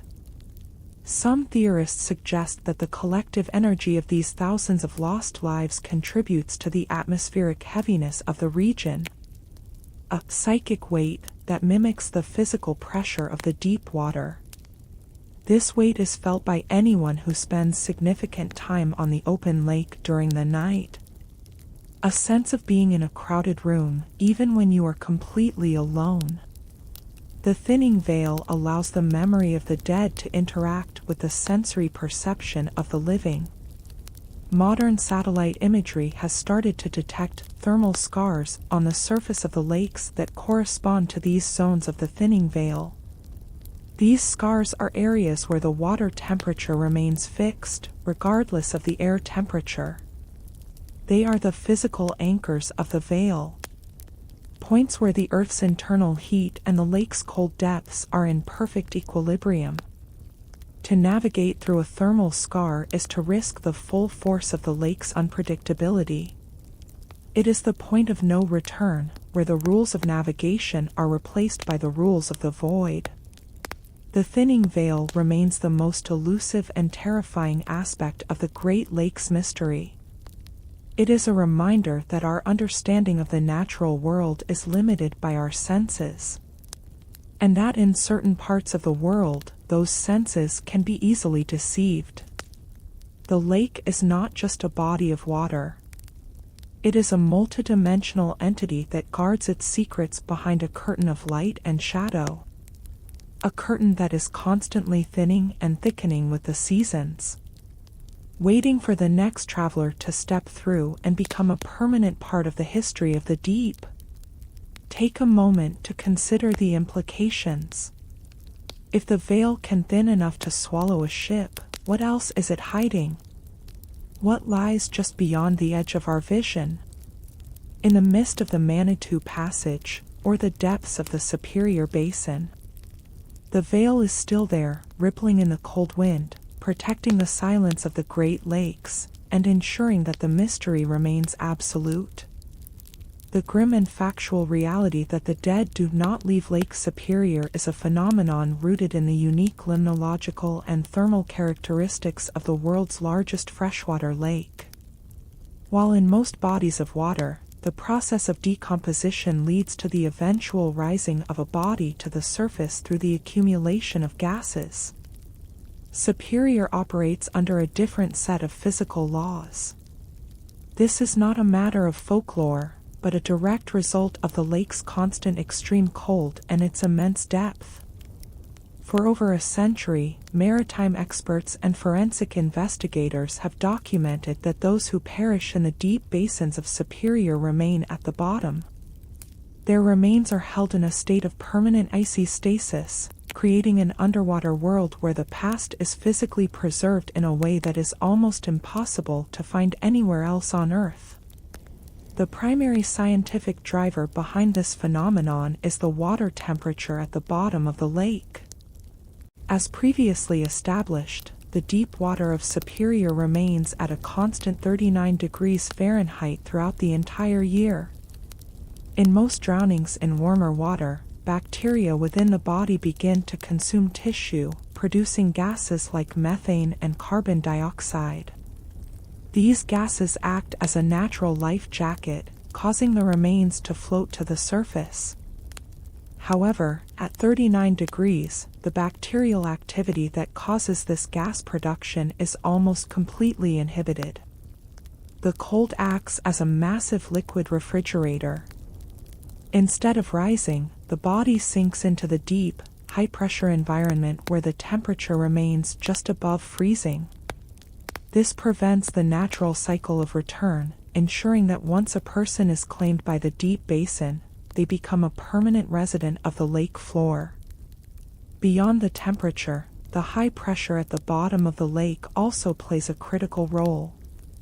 In the deepest parts of Superior, such as the trenches near Munising or Al Royale, the water pressure is immense. This pressure compresses any remaining air in the lungs and tissues, further increasing the density of the remains. Furthermore, the water of Lake Superior is remarkably low in dissolved oxygen at its lowest depths, and it lacks the salt and wood-boring organisms found in the ocean. This means that clothing, hair, and even soft tissues do not decay in the traditional sense. Instead, a chemical process known as adipocere formation can occur, where the body's fats are converted into a hard, waxy substance that preserves the form and features of the individual for decades or even centuries. The most famous and haunting example of this preservation is the wreck of the SS Kamloops, a package freighter that vanished in December of 1927 near Île Royale. When the wreck was finally discovered in 1977, divers found a member of the crew still inside the engine room. Despite 50 years having passed, the remains were so well preserved that the figure was still recognizable, and earned the nickname Old Whitey due to the waxy adipocere coating. The figure remains there to this day, a silent sentry in the dark engine room. This is the reality of Superior. It does not consume the dead. It keeps them. It incorporates them into the silent history of the steel hulls and the iron decks. The psychological weight of this reality is felt by every sailor who crosses the lake. There is a deep-seated understanding that the water beneath the keel is a vast, populated landscape. It is estimated that over 10,000 people have lost their lives in the waters of Lake Superior since recorded history began. Given the thermal dynamics, it is likely that a significant percentage of those souls are still down there. In the galley of sunken schooners. In the pilot houses of modern freighters. Or resting on the vast, barren plains of the mid-lake plateau. This is why the families of the lost often feel a unique sense of grief. There is no closure, no body to bury, no grave to visit on land. The lake is the grave. A grave that is over 300 miles long and 1,300 feet deep. The local and maritime culture has adapted to this fact with a sense of profound respect and silence. Unlike other shipwrecks around the world that are treated as tourist attractions, the deep wrecks of Superior are treated as sacred burial grounds. In many cases, the relatives of those lost have successfully petitioned to have wrecks designated as official cemeteries, where diving is strictly prohibited. The belief is that the lake has claimed them, and the lake should be allowed to keep them undisturbed. To disturb a wreck in Superior is to disturb a tomb that has been naturally sealed by the cold and the dark. The preservation is not a miracle, it is a physical property of the water. This lack of decay also applies to the artifacts and the ships themselves. Paper maps in the captain's quarters have been found still readable after 80 years. Logs, pencils, and leather jackets remain in place. It is as if the moment of the ship's demise is frozen in time, a perpetual loop of the final seconds. If the water were to be drained from the Superior Basin, the world would see a museum of human history perfectly intact.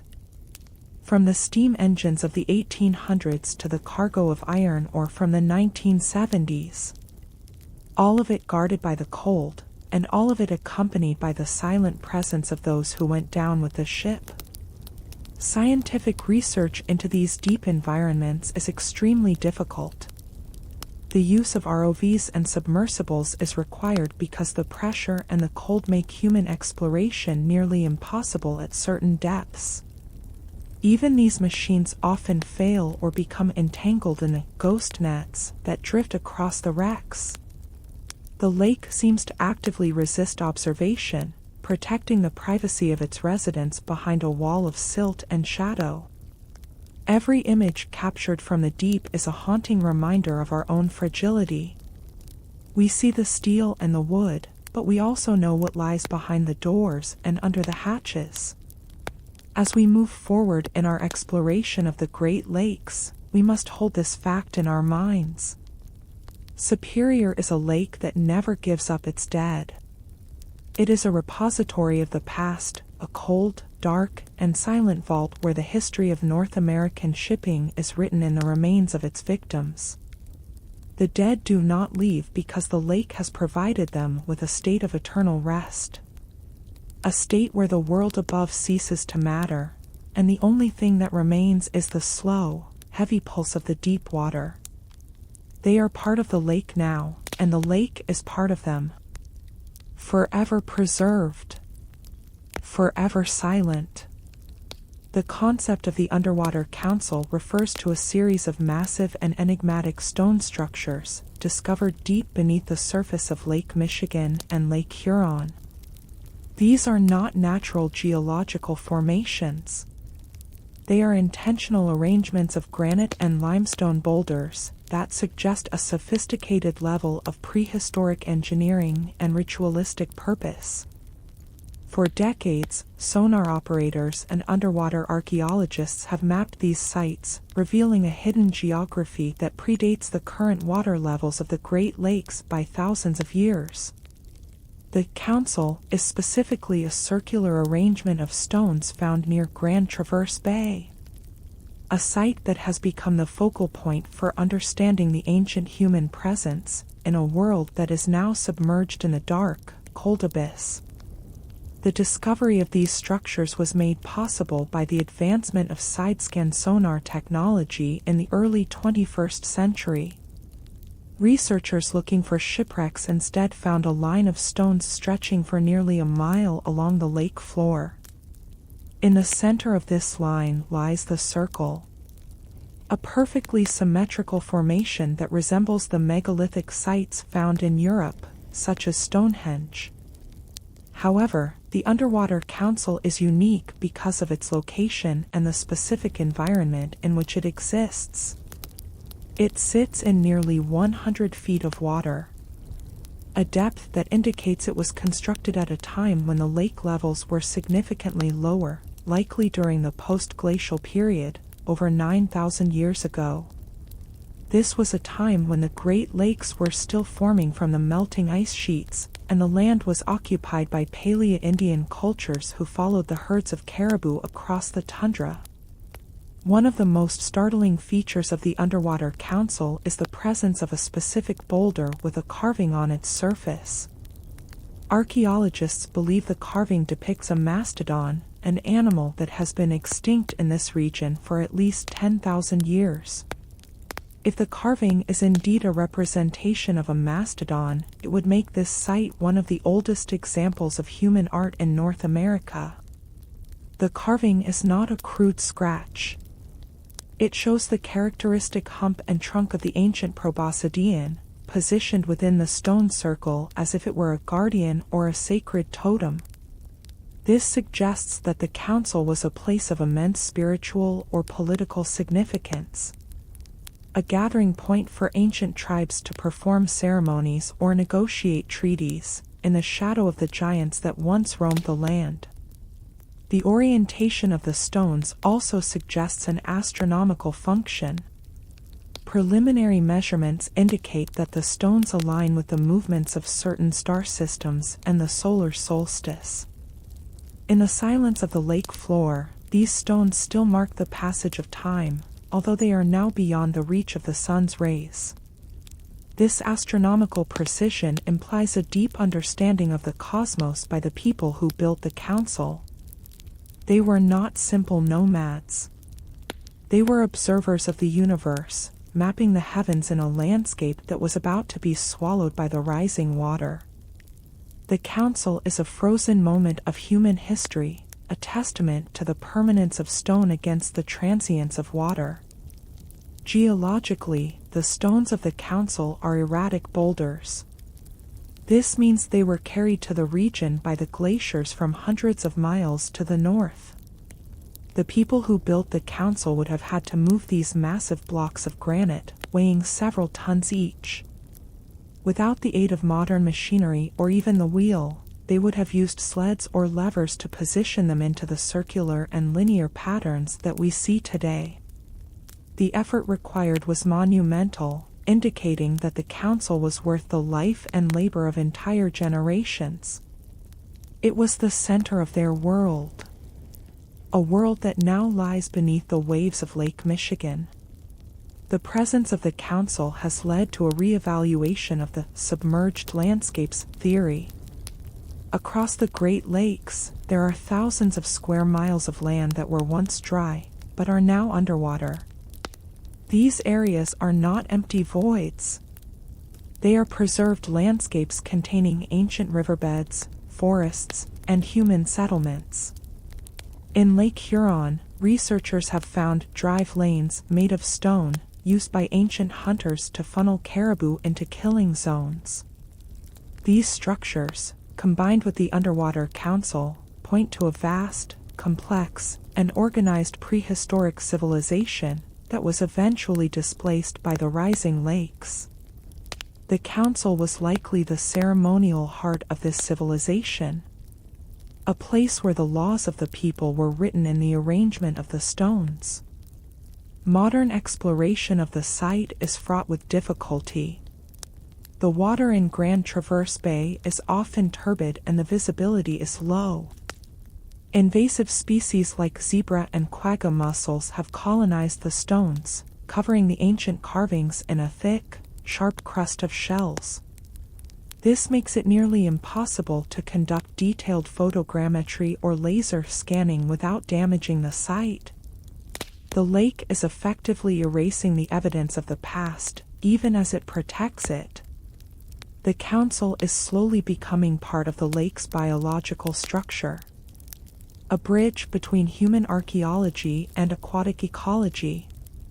The silence surrounding the council is part of its power. There are no written records of its purpose. No oral traditions that have survived the millennia with absolute clarity. It exists in a vacuum of information. A physical fact that defies easy explanation. Some researchers suggest that the council was not just for humans, but was built to honor the spirits of the lake itself. A way to communicate with the deep forces that were slowly flooding the land.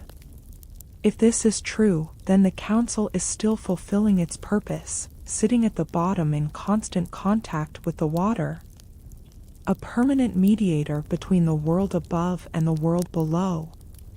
As we map the remaining stones, we are reminded of the scale of what has been lost.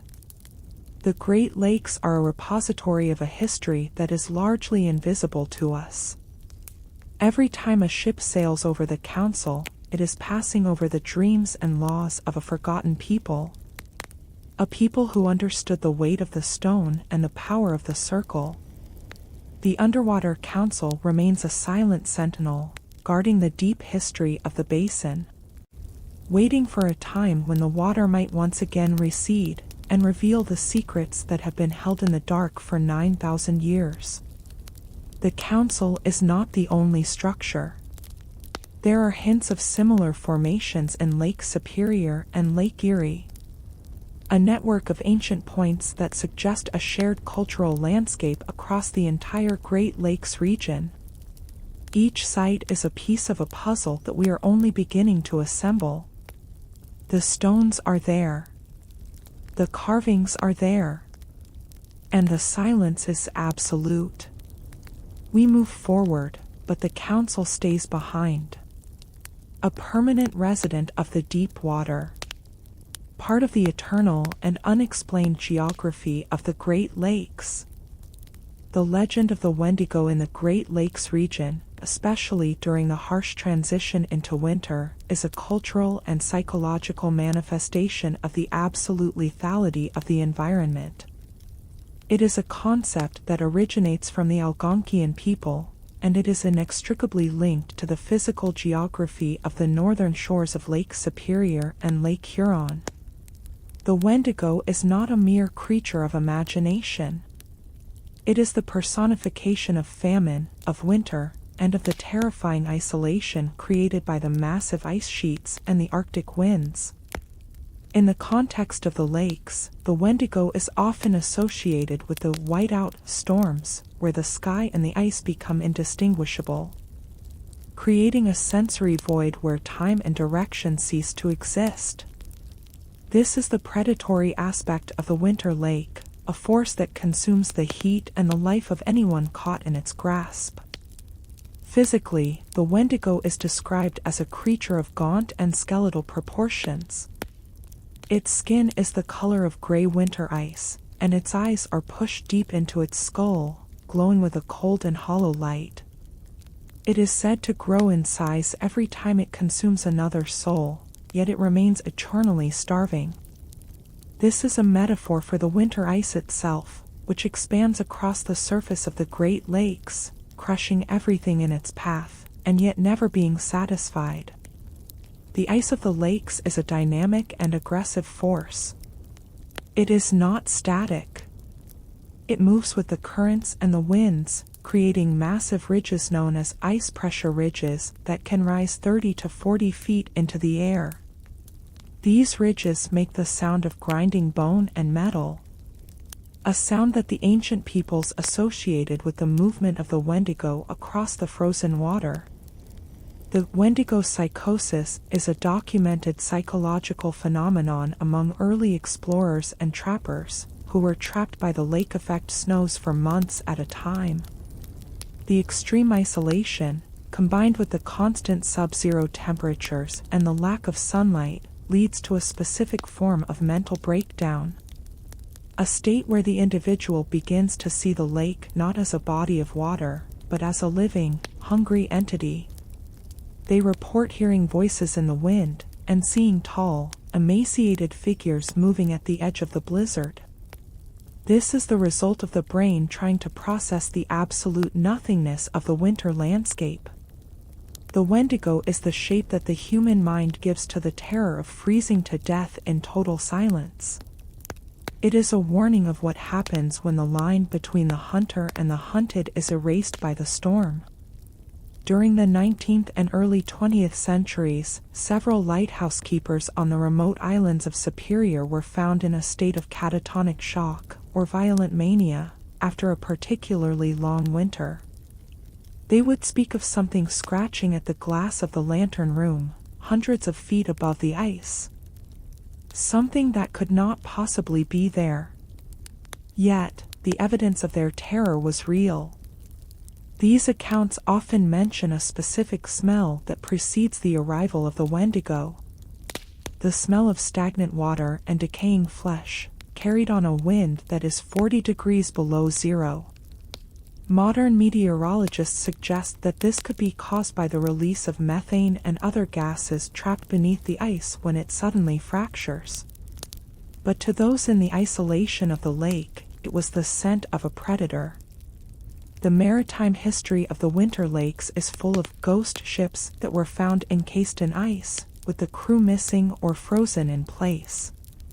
In 1885, a small schooner was discovered drifting near the Keweenaw Peninsula. The entire ship was a solid block of ice. When the rescuers broke into the cabin, they found the crew sitting around the table. Their eyes open, their expressions frozen in a state of absolute shock. There was no sign of a struggle, and plenty of food was still available. It was as if the life had been sucked out of them by a sudden and absolute cold. The local papers at the time whispered of the Wendigo stepping onto the deck during the night, stealing the heat from their bodies before moving back into the whiteout. The lake itself behaves like the Wendigo during the deep freeze. It creates false floors of thin, snow-covered ice that act as traps. A traveler or a ship can be moving across what looks like solid ground, only to have it vanish instantly as the currents shift beneath. The water of Superior is so cold that a human submerged in winter will lose consciousness in less than 2 minutes. Death is not a slow process here. It is a sudden and violent theft of consciousness. This speed is a key characteristic of the legend. The Wendigo does not stalk its prey for days. It strikes in the moment when the victim is most vulnerable, in the moment when the fire goes out, or the compass fails in the dark. As we map the winter anomalies, we see that the sightings of the Wendigo are most frequent near the magnetic corridors of the lake, where the electronic interference is highest. This suggests a connection between the physical instability of the region and the manifestation of the legend. The energy of the lake is most aggressive in winter, and the Wendigo is the name we give to that aggression.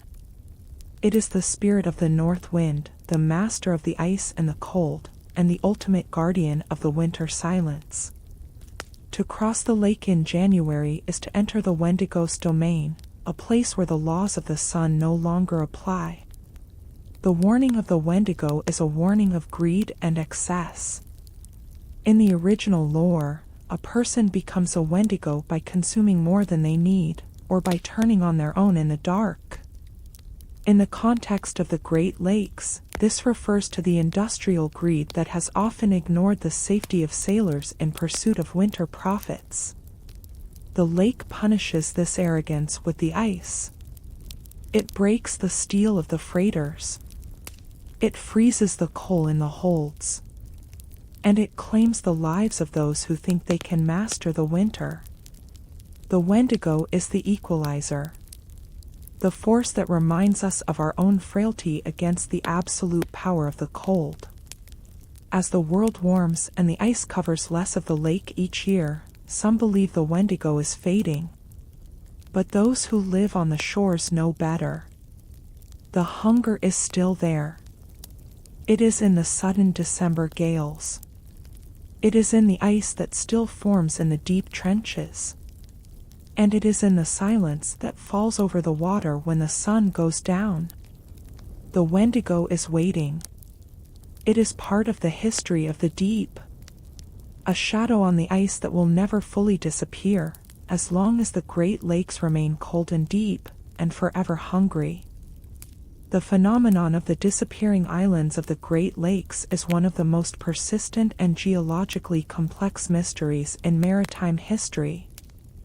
Throughout the 18th and 19th centuries, early explorers and cartographers meticulously documented several landmasses in Lake Superior and Lake Michigan that appeared to be solid, permanent features of the landscape. These islands, such as Alfelipos and Pontchartrain, were included in official maps, and were even used as boundary markers in international treaties, like the Treaty of Paris in 1783. However, when later expeditions attempted to locate these islands for settlement or mining, they found only open water, reaching depths of several hundred feet. This led to the realization that the geography of the Great Lakes is not static, and that the lake possesses the ability to project images of land where none exists, or to submerge entire landmasses with a suddenness that defies traditional geological timelines. Scientifically, the mystery of the disappearing islands can be explained through two distinct processes.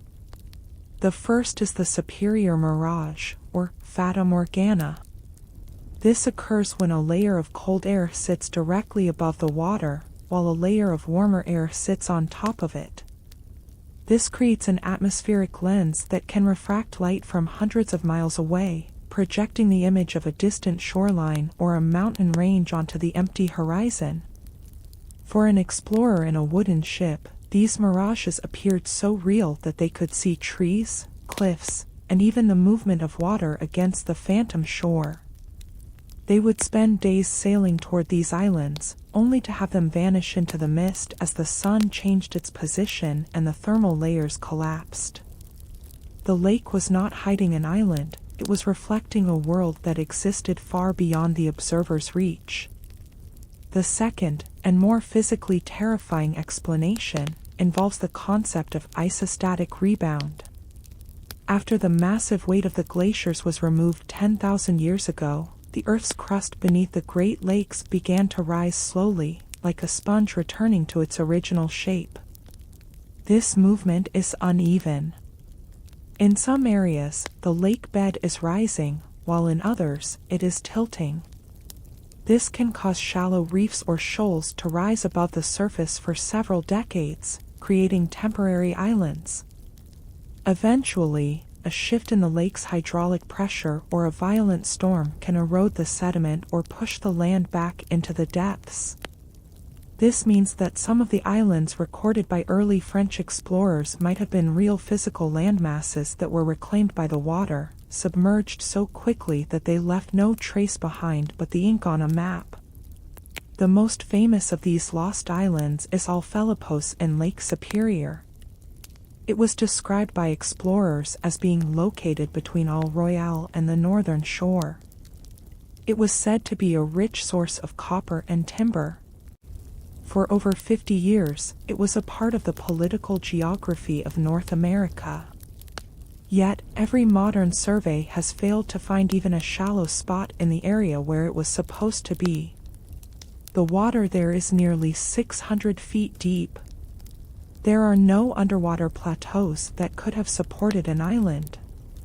This suggests that Felipos was a permanent mirage, a ghost of the atmosphere that was accepted as reality by multiple generations of mapmakers. A reminder that the lake can create a sense of permanence out of nothing but light and air. In Lake Michigan, the phenomenon is often associated with the shifting sands of the eastern shore. Here, massive underwater dunes can move several hundred yards during a single season. Sometimes these dunes breach the surface during periods of low water levels, creating small sandy islands that can support vegetation for a few years. Sailors would mark these as navigation hazards, only to return the following year and find that the island had migrated or vanished completely into the deep troughs of the lake. This makes the navigation of the eastern shore a perpetual challenge, as the map of the water changes with every major storm. The land here is as fluid as the water itself. There is also a historical record of floating islands in the Great Lakes. These were massive mats of peat and vegetation that would break off from the marshy shorelines during floods. Some were large enough to support trees and animals and would drift across the open water for weeks. To a distant observer, these looked like new islands rising from the deep. There are accounts of ships nearly colliding with these drifting landmasses in the middle of the night. The sight of a forest moving across the center of Lake Huron, without any land beneath it, added to the belief that the lakes were haunted by shifting and unstable spirits. These islands eventually broke apart or sank, adding to the layers of debris on the lake floor. Modern satellite mapping and sonar have revealed that some of these disappearing islands actually exist as pinnacles of rock that come within a few feet of the surface. During periods of high waves, these pinnacles are invisible. But during a calm seiche, they emerge as small rocky outcrops. Many shipwrecks are found at the base of these pinnacles. The ships hit what they thought was open water, only to be impaled by a piece of the earth that had hidden itself just below the surface. These are the teeth of the lake. The land that waits in the dark, appearing and disappearing with the shifting levels of the basin. The psychological impact of the disappearing islands is a feeling of geographic instability. It reinforces the idea that the Great Lakes are not fully explored or understood. Even with our modern technology, the lakes can still produce optical phenomena that deceive our sensors. The thinning veil, mentioned in previous chapters, is the mechanism for these illusions, a state where the lake decides what the observer is allowed to see. Whether it is an island, a ship, or a wall of ice, the lake controls the perception of its own space. As we move toward the end of our mapping of the lakes, we must acknowledge that the disappearing islands are a symbol of the lake's ultimate independence. They are a part of the world that refuses to be pinned down by coordinates or treaties. The land comes and goes. The water rises and falls. And the mystery remains intact. Somewhere in the center of the Superior Basin, or the Michigan Triangle, there may still be an island that only appears when the light is right, and the air is cold, and the silence is absolute. Waiting for the next explorer to write its name on a map before it vanishes once again into the deep. Every sailor who has seen the horizon stretch and warp knows the truth. You cannot trust your eyes on the Great Lakes. The land is a ghost, and the water is the only reality. We sail over the places where islands used to be, and we look for the places where they might appear next. Part of the eternal and shifting geography of the freshwater seas. Still unexplained. Still unstable. Still waiting. The legacy of respect for the Great Lakes is not a modern environmental movement, but an ancient and necessary survival strategy that has evolved over thousands of years. It is the realization that these bodies of water are not resources to be exploited, but powerful, autonomous entities that demand a specific code of conduct from anyone who dares to enter their domain. This respect is born from a history of tragedy and a deep understanding of the lake's absolute lack of mercy. For the indigenous peoples, the early explorers, and the modern merchant sailors, respect is the only thing that stands between a successful journey and an eternal silence at the bottom of the basin.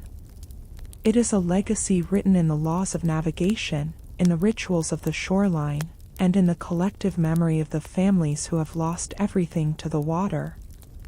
In the maritime culture of the 19th century, this respect was manifested in the rigid adherence to tradition and the signs of the lake. A captain who ignored the advice of a seasoned sailor, or the subtle change in the water's color, was seen as not just arrogant, but dangerous. The lakes were believed to have a moral compass. They would tolerate those who were humble and prepared, but they would strike down those who treated the water with indifference. This is why even today, the tradition of the blessing of the fleet remains a vital part of coastal life in towns from Duluth to Buffalo. It is a formal acknowledgement that we are guests on the water, and that our safety depends on the lake's willingness to let us pass. This legacy of respect is what created the discipline of the Great Lakes sailor, a discipline that is focused on vigilance, patience, and an unwavering awareness of the deep. The respect also extends to the way we treat the shipwrecks that populate the lake floor. Unlike the ocean, where salvage operations are common, the Great Lakes have a legacy of leaving the dead and their vessels undisturbed. This is partly due to the laws, but mostly due to the unwritten code of the lakes. To recover gold or artifacts from a ship where lives were lost is seen by the maritime community as an act of desecration. These wrecks are the property of the lake now. They are the monuments to the legacy of respect. When the SS Edmund Fitzgerald was located and its bell was recovered, it was done with the solemnity of a military funeral. The bell was replaced by a replica containing the names of the 29 men who stayed with the ship. This act was not for the living, it was a final salute to the power of Superior. An admission that the lake had won, and its victory was respected. The ecological aspect of this legacy is also rooted in a sense of duty. The Great Lakes hold 20% of the world's surface fresh water. They are the lifeblood of a continent. The respect for their purity is a reflection of our own survival. When we pollute the water or introduce invasive species, we are breaking the ancient treaty with the lakes. Many environmental scientists who work on the basin speak of their work in terms that are almost spiritual. They are not just collecting data, they are monitors of a massive living system. A system that reacts to every action we take. The legacy of respect today means understanding the delicate balance of the thermocline, the health of the deep water trenches, and the preservation of the shoreline ecosystems. It is a multi-generational commitment to protect the entity that provides us with life. Historically, this legacy was also shared between nations. The Great Lakes are the only place on Earth where two massive powers share 5 inland seas, without a single naval vessel or fortification. The Rush-Bagot Agreement of 1817 was an act of mutual respect for the lakes as a zone of peace. Both the United States and Canada realized that the lakes were too powerful and too vital to be a theater of war. The common enemy was the storm. The common goal was navigation. This diplomatic legacy is a rare example of human reason prevailing over territorial ambition, all because of the sheer scale and danger of the water itself. The lakes forced a truce that has lasted for over 2 centuries. The psychological legacy of respect is found in the silence of the people who live on the shores. There is a specific kind of quiet that falls over a Great Lakes town during a November gale. It is not fear, but a collective recognition of the lake's power. People don't joke about the water when the wind is from the north. They don't underestimate the ice. They have seen what happens when the respect is lost. They have seen the lake reclaim houses, piers, and people. This shared experience creates a bond between the inhabitants of the basin, a bond built on the shared identity of being lake people. A people whose lives are defined by the rhythm of the water and the weight of the mystery. Every map, every sensor, and every law we create is a part of this legacy.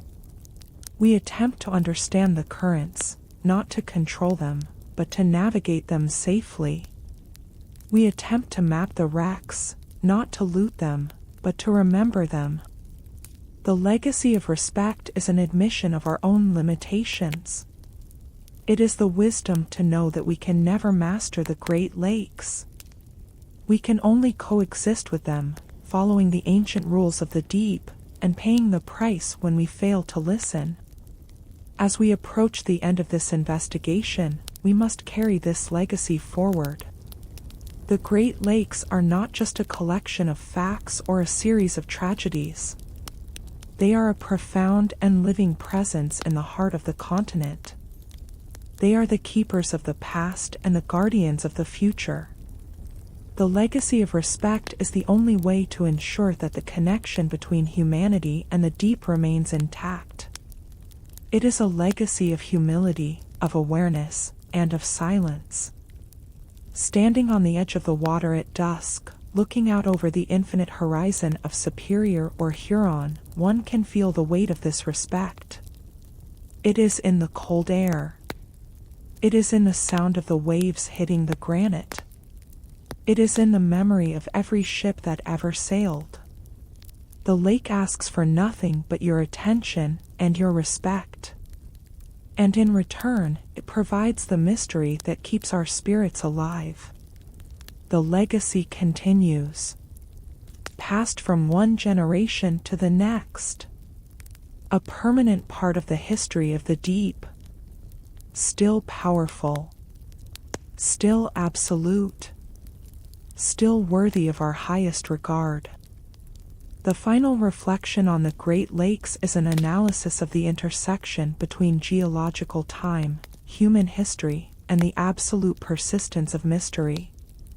We have explored the depths of the Superior Basin, the shifting sands of Lake Michigan, the shallow violence of Lake Erie, and the celestial fire of Lake Ontario. Yet, after 300 years of scientific inquiry and maritime experience, the fundamental nature of these waters remains elusive. The Great Lakes are not solved puzzles, they are expanding narratives. Each gallon of cold fresh water contains the chemical memory of the glaciers that formed them, and the industrial age that has attempted to utilize them. The reflection is not just a look into the water, it is a look into the core of a continent that is defined by its proximity to these inland seas. The first dimension of this reflection is the permanence of the deep. While the world above the surface changes with increasing speed, the world below the thermocline remains in a state of perfect arrest. The shipwrecks we have discussed, the SS Edmund Fitzgerald, the Kamloops, and the Griffon, are not just ruins, they are the anchors of our history.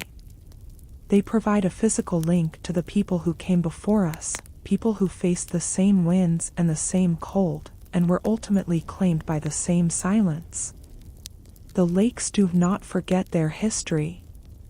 They preserve it in the waxy coating of adipocere and the cold grip of the silt. This preservation is the lake's way of maintaining its own records, a library of wood, steel, and bone that stays beyond the reach of decay. The second dimension is the evolving nature of the mystery. As our technology improves, we do not find fewer mysteries, we find more complex ones. Higher resolution sonar reveals more unexplained stone structures like the Underwater Council. Better satellite thermal imaging shows a more intricate network of heat anomalies pulsing beneath the ice. And more sensitive acoustic monitors record sounds that defy standard fluid dynamics. This suggests that the Great Lakes are not passive environments. They are dynamic and perhaps responsive systems. The mysteries are not anomalies to be corrected, they are the essential properties of the basin. To remove the mystery would be to remove the very essence of what makes these lakes unique in the world's geography. The third dimension is the relationship between the lakes and the human psyche. We are drawn to the shore by a mixture of curiosity and respect. The thinning veil we discussed earlier is as much a mental state as it is an atmospheric one. The lakes force us to acknowledge that there are things we cannot see, and forces we cannot control. This realization creates a specific kind of humility, a humility that is increasingly rare in the modern world. The Great Lakes serve as a reminder that the Earth is vast and ancient, and that our industrial civilization is merely a brief moment in the geological life of the basin. We are travelers passing through a landscape that was here 10,000 years ago, and will be here long after our ships have turned to rust.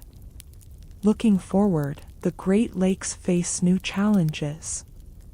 Climate change is altering the ice cycles and the thermal layers of the water. Invasive species are changing the clarity and the biology of the depths. Yet, the core of the lakes remains unchanged. The pressure at the bottom of the Superior Trench is the same as it was when the first canoes crossed the surface. The silence of the mid-lake plateau is as absolute as ever. The lakes are adapting to the modern era just as they adapted to the melting of the glaciers. They are resilient and they are patient. They carry the legacy of respect into a new century, waiting to see if we will continue to listen to the warnings of the deep. The final thought in this reflection is the concept of the eternal watch. It is the idea that the lakes are always observing us, even as we observe them. Through the sensors we place on the floor. Through the cameras we lower into the wrecks. And through the eyes of the sailors who scan the horizon for the first sign of a gale. We are in a constant dialogue with the water, a dialogue of data, of legends, and of silence. The 18 segments of this journey have only scratched the surface of this dialogue. There are thousands of stories still hidden in the silt. Thousands of ships yet to be found. And thousands of square miles of water that have never seen a human diver. As we conclude this exploration, we must recognize that the legend of Mishepishu and the ghost fleet and the singing stones are all parts of the same singular truth. The Great Lakes are the heart of the continent. They are the keepers of the cold, the masters of the wind, and the guardians of the mystery. They do not need our understanding to exist, but we need their presence to understand our own history. The water will continue to churn. The veil will continue to thin. And the dead will stay in the dark. Take one final look at the map. See the 5 blue shapes that dominate the center of North America. They are not just lakes, they are portals to the deep. They are the final frontier of the inland world. As you move away from the shore, and the sound of the waves fades into the distance, remember the weight of the water. Remember the cold of the 39 degrees. And remember that in the Great Lakes, the silence is never empty. It is full of the past. full of the deep, and full of the eternal watch. This is the end of the journey through the legends and the facts. But for the lakes, it is just another moment in their long and silent history. They remain beneath the clouds, beneath the ice, beneath our vision, still unexplained, still powerful, still the Great Lakes. The watch continues, forever